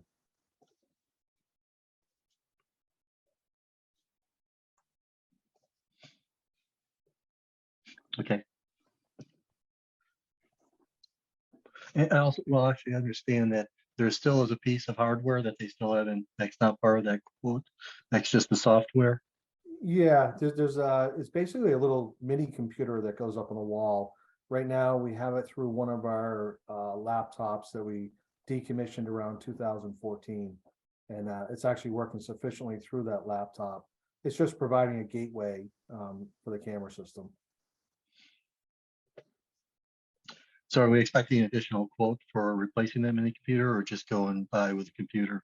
I'm going to try to get a quote. I've gone online, I've put that model number in, I've searched high and low, and we cannot find it. I think it's obsolete now.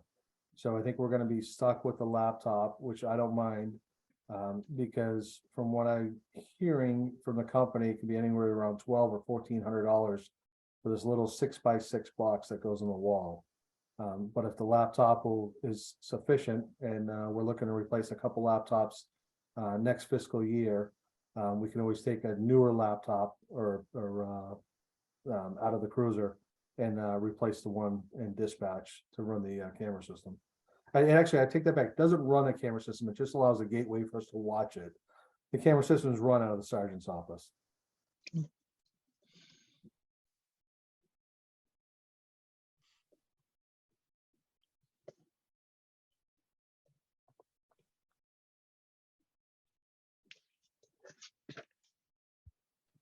Okay, does anybody else have any other questions?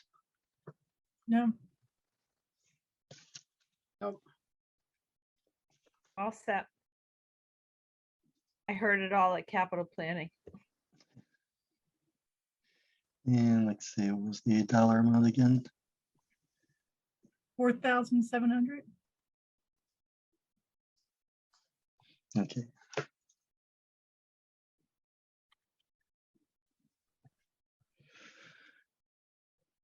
Well, unlike the Okay. school, that's a number I can wrap my head around.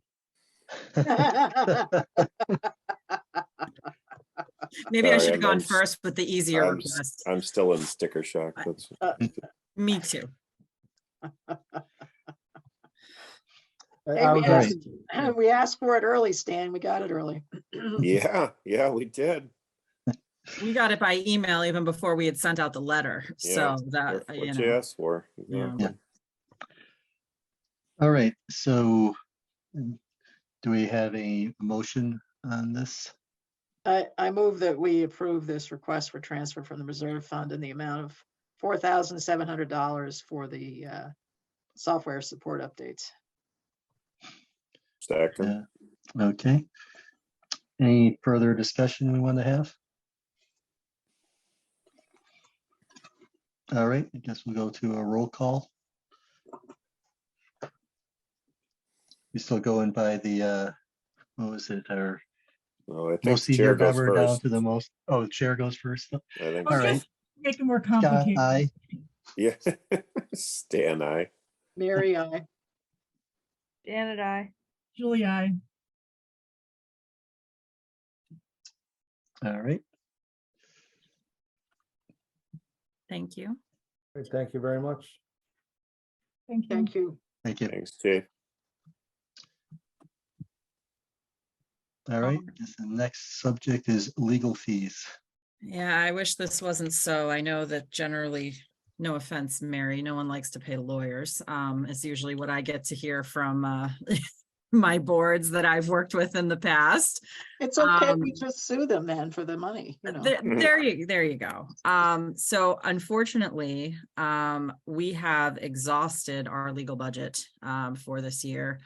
And the request I have before you is, as we mentioned, June had mentioned this, I think a couple of meetings back, that it was forthcoming. We've actually hit the point where I have an invoice that I cannot pay. We have a November legal counsel invoice for $15,212.50. The present balance in the legal fund is $8,360.79.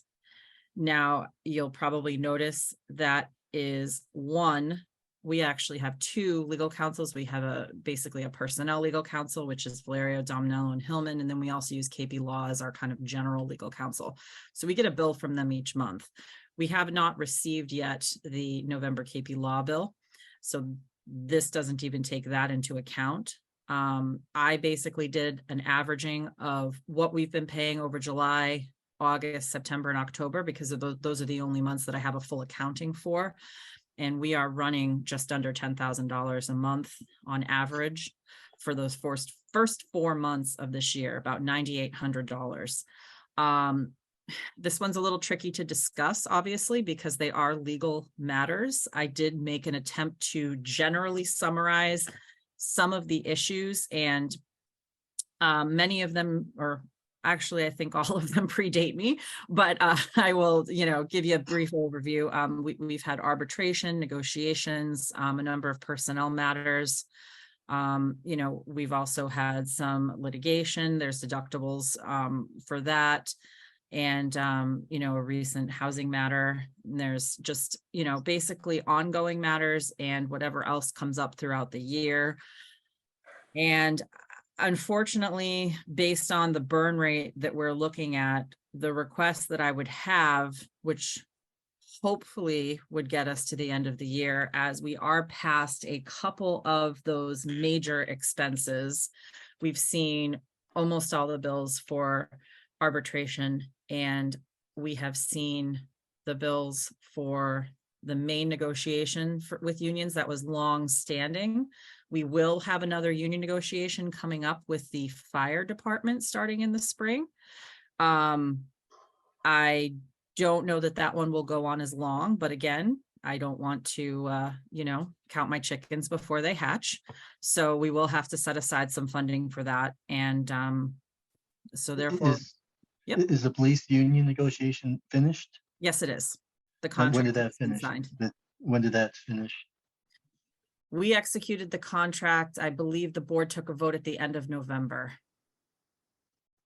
So you are reflecting the end of those fees in this $15,000 invoice.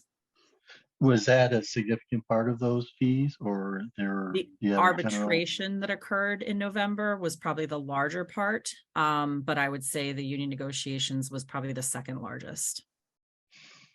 Okay, so like the last 4 months of 9,800, I mean, are they the two of them combined, like half of those monthly numbers, do you know, or just kind of get an idea of what we've gotten past? Yeah, I would say you would be roughly half, some months, almost 2/3, like this past month, probably 2/3, maybe slightly more, in this past month. So, it's hard to say because I'm also sort of forecasting anything else that might come along, which is also really difficult to predict. But I do think those major matters that were ongoing, are coming hopefully to a close. One is closed and one is hopefully soon to be closed. Okay, I don't know if it's just jumping onto another subject or something we can discuss maybe after this in legal, but do we have, can you something you can tell us on the highlight of the police union contracts? Did we sufficiently leave funds available for what would be things that have been paid in the past? Yes, so accounting right now and police have been working on basically the retro pay, because this does go back to June 30 of 2021. Am I correct in that one, June? We're a year and a half out, right? Yeah, I believe that we are. Yeah, it's a year and a half out, all of fiscal year 22, and also 6 months, almost 6 months into this year. Right, so we don't I have. the think we final- should be okay, I think, but we can keep you posted as soon as we have the numbers. Great. Okay.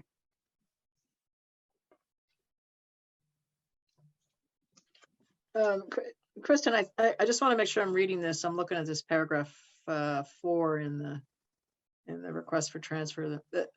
It says insurance deductibles litigation. Is that meant to be all one? Is that what I'm asking, what's the litigation? Is it around insurance deductibles? Is it multiple? So yes, I'm sorry, there should be another word there. We had some insurance deductibles relative to a couple of litigation matters. So we do have to pay, I believe our deductible is up to $2,500. They have not expended up to that amount on each of them. So sorry, that is a little confusing. But so the town is in litigation right now, or is this for something that was done? So this is matters that basically claims were filed. I don't believe they've gone to any type of lawsuit at this point, but they were claims that were filed, and the insurance company has basically their attorneys that they pay to look into these matters and try to come up with some type of agreement or defend the town, if you will, against those claims. So we're not in court on either of those matters that I'm aware of. And there's 2 matters. One was with an individual and the other was with a business, I believe. Okay. So it's a little tricky because I can't say too much on those, but No. Well, if something's in litigation, it's filed, it's in court, it's public matter, unless it's some kind of litigation that doesn't go public, but I think it's always public. so they That's filed why- claims against the town, claiming that the town owes them and, the individual and or the business a certain sum of money. June, can you speak a little bit more on, I think some of these happened over the summer prior to my arrival, and I don't know if June might have a little bit more information on them. Yeah, one of them, they sued us. It had to do with an unhappy person who, I don't know how much I can say. Yeah. I I don't know that it's. I think because we were actually served paperwork for one of them to appear in court, and I believe it did go to court.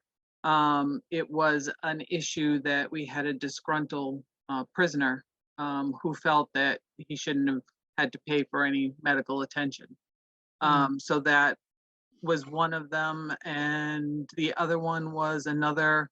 We were found a party of interest in a issue in regards to a common drive issue.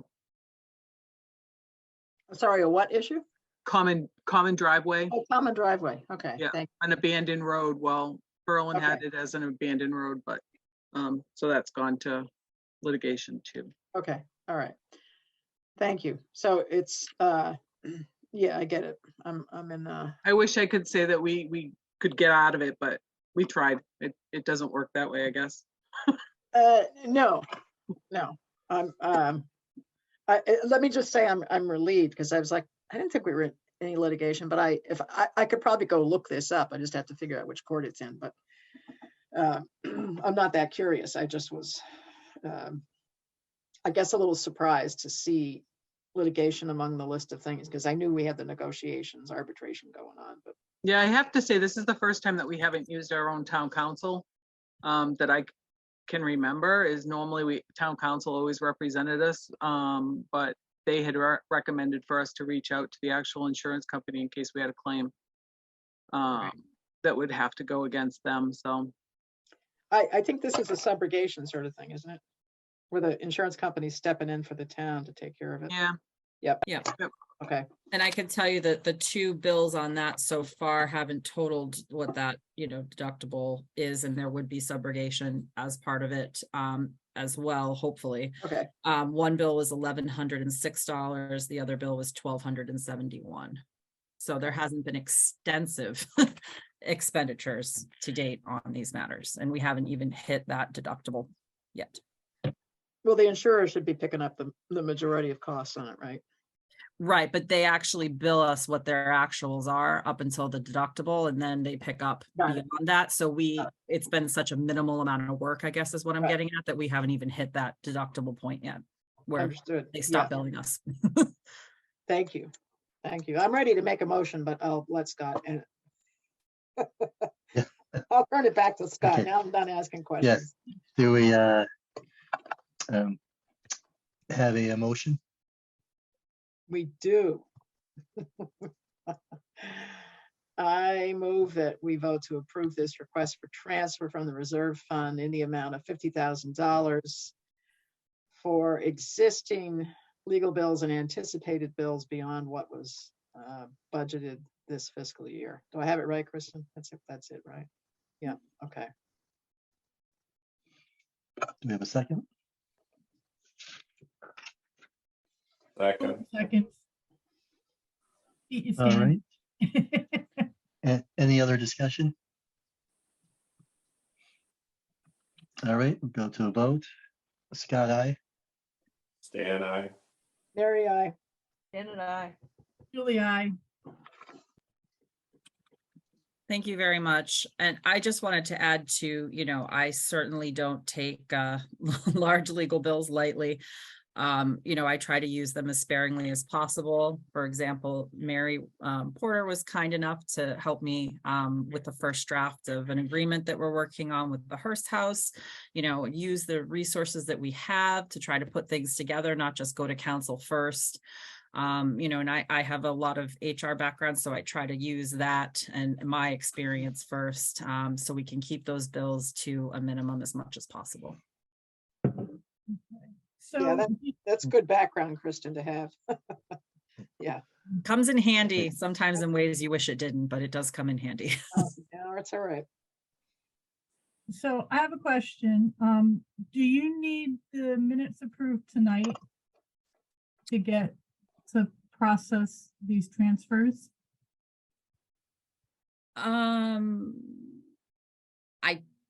I don't know, June. I don't know how it works here. If you're gonna be meeting again pretty soon, I would say we could possibly wait, but if it was something you could do, I don't know. I think Eric has enough money in his budget at this point in time to cover the costs. It's just that he won't have enough money to cover it, towards later in the year. Our next meeting is January, the first week in January. I think that's the 4th. So for that legal bill, I will need to pay that. That bill did come in December 8th. So I'd like to not pay it late if possible. Okay, because I did write up the minutes that I've been trying to do. So I have them. Can you display the minutes and we can quick review them? Yeah, let me, I think you have the ability to share. Julie, I'm just checking. yes, I do have share screen. Oh, good. Okay.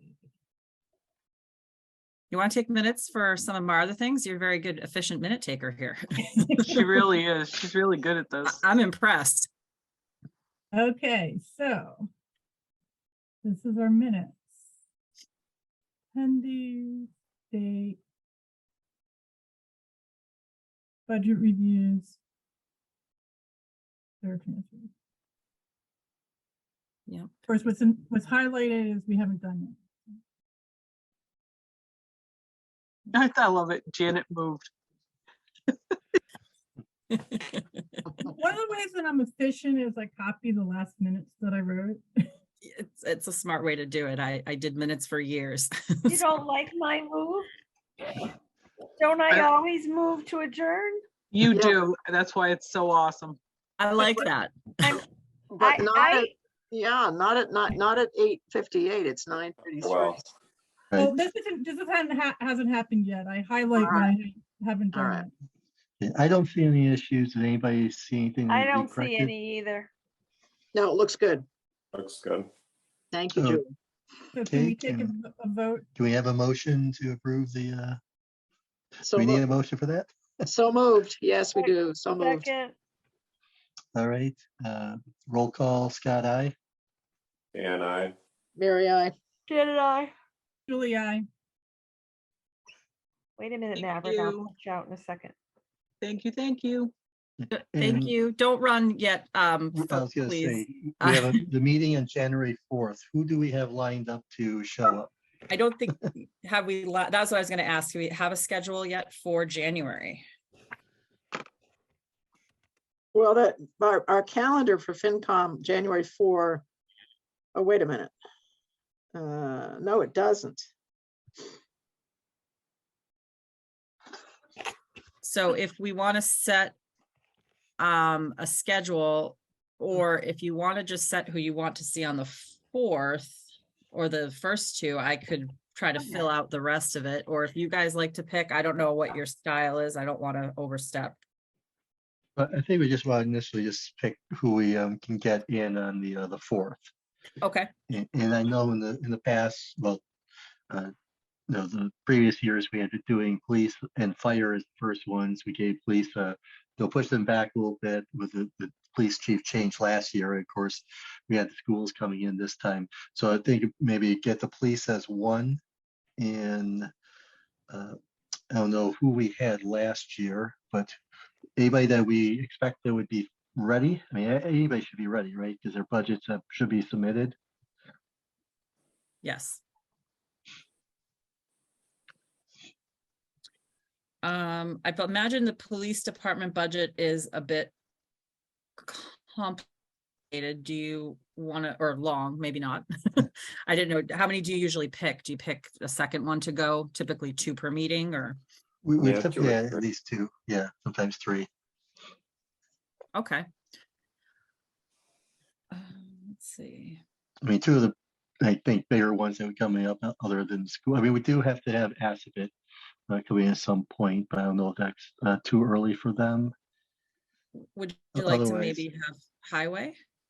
I wonder if highway and police would be two bigger ones at the Too same much, okay. time.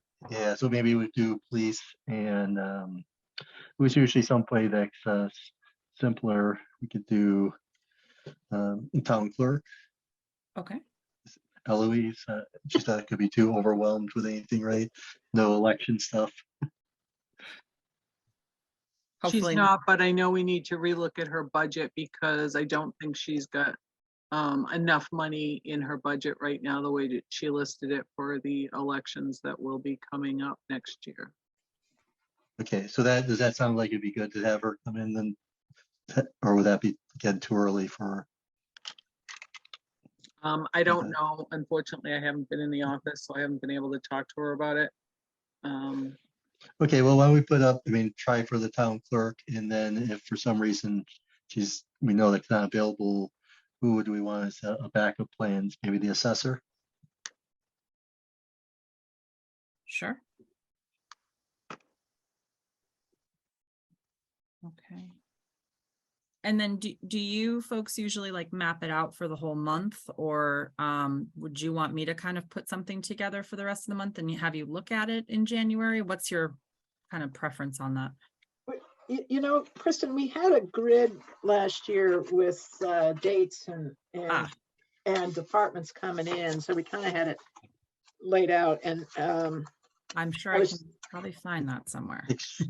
Yeah, and also in our minutes. Yeah, you may be able to find it, Kristen. I think Margaret actually made the appointments with people to see when they were available and then forwarded it to finance committee, I think.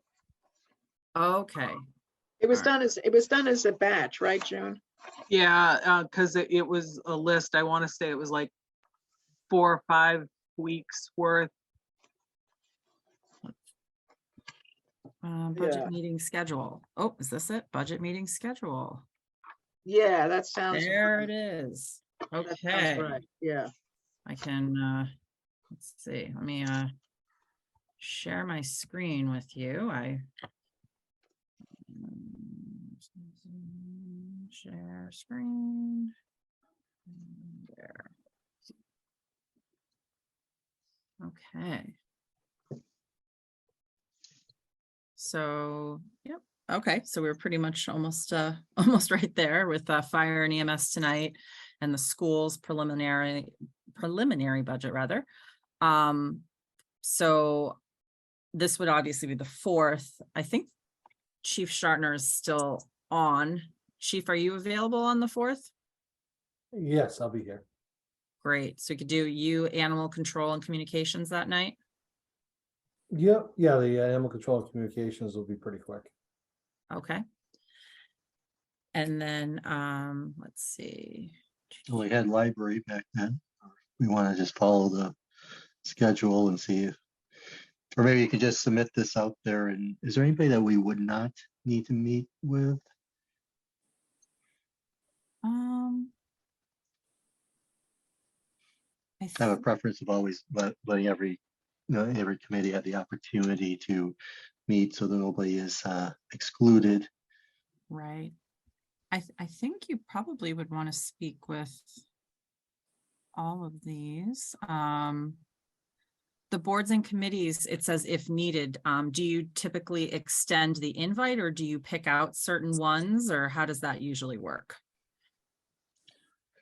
I believe it was just extending the invite if there was something that they felt they would need to defend on anything that was unusual. Yeah, I'd say that's accurate. Okay, so let me maybe just take this, update the dates on it and float it out to folks and try to get some confirmation on availability on those dates. And if something doesn't work, just I can maybe shift it around a little bit between meetings. Mhm. Yeah, I think that sounds good. Okay, I can do that. And it looks like as of right now, the only scheduled meeting that you have is on January 4th. Okay, so we need to line up meetings pretty much every Wednesday in January. Well, Unless- that's because I set up the meetings in the application. Oh, My Town Gov. Yeah, and I set it up to do every Wednesday. Let's see. It's only saying it did the, Yeah, it's only showing it for the 4th. Oh, yeah, I see that. oh, that's annoying. Yeah, it is. Because it told me it was set, it had a setting and I said, Oh, wait. okay, Yeah, no, that's all it is. It's just the 4th. okay, I guess I have to go in and do every day. You could also, we could check with James too. No, they're all populated. I have them all. They're all coming up on my Google that they're all booked on my Google Calendar. Yeah, no, I not have the on. 4th, the Google. 11th, the 18th, the 25th, 7:30. I think you put those in, Janet. The problem is my town government doesn't show them, I think. Nope, they're my town government because they're colored in black. Oh, okay. All right. Yeah, if Kristen, When if I you put go them on, in, they come up blue. Okay, I see. yeah, see, it's only got the 4th. That is weird. Yeah, and I do only see the 4th. Let me reach out to James in the town clerk's office and see if there's a way before you go in and manually. Oh, wait a enter them minute, all. Kristen, see Oh. where it says regular meetings? Yep, There's, show list. yeah, maybe. Oh, There it is. Okay. there it is. But it's Sorry about not- that. My error. No, but They're it's all there. it's not showing agendas though, like shell agendas, which is strange. Do you know what I mean? Like on the main page where it shows those shell agendas? Maybe Yeah, that's why it's not showing up on that front page. Mm-hmm. Let's see. Yep, because you're right. When you click on that, yep, I see them. Sorry, they're all there. Oh yeah, I'm sharing my screen so you can see it too. Yes, we can, so be Um, careful. Oh, it's okay. I don't have anything anyone can't see. But that's just strange that, yeah, why isn't it populating on the main screen? Let me check with James. Okay, great.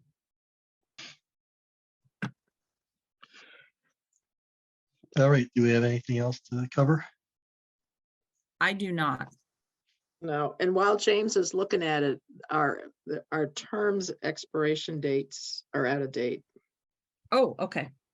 Actually, I was gonna ask about that because I think I can change that. I just need to know what's what. Okay. Okay. Let me ask, I believe Mary, in conjunction with the town clerk's office, should have that information. So I can have her reach out to you.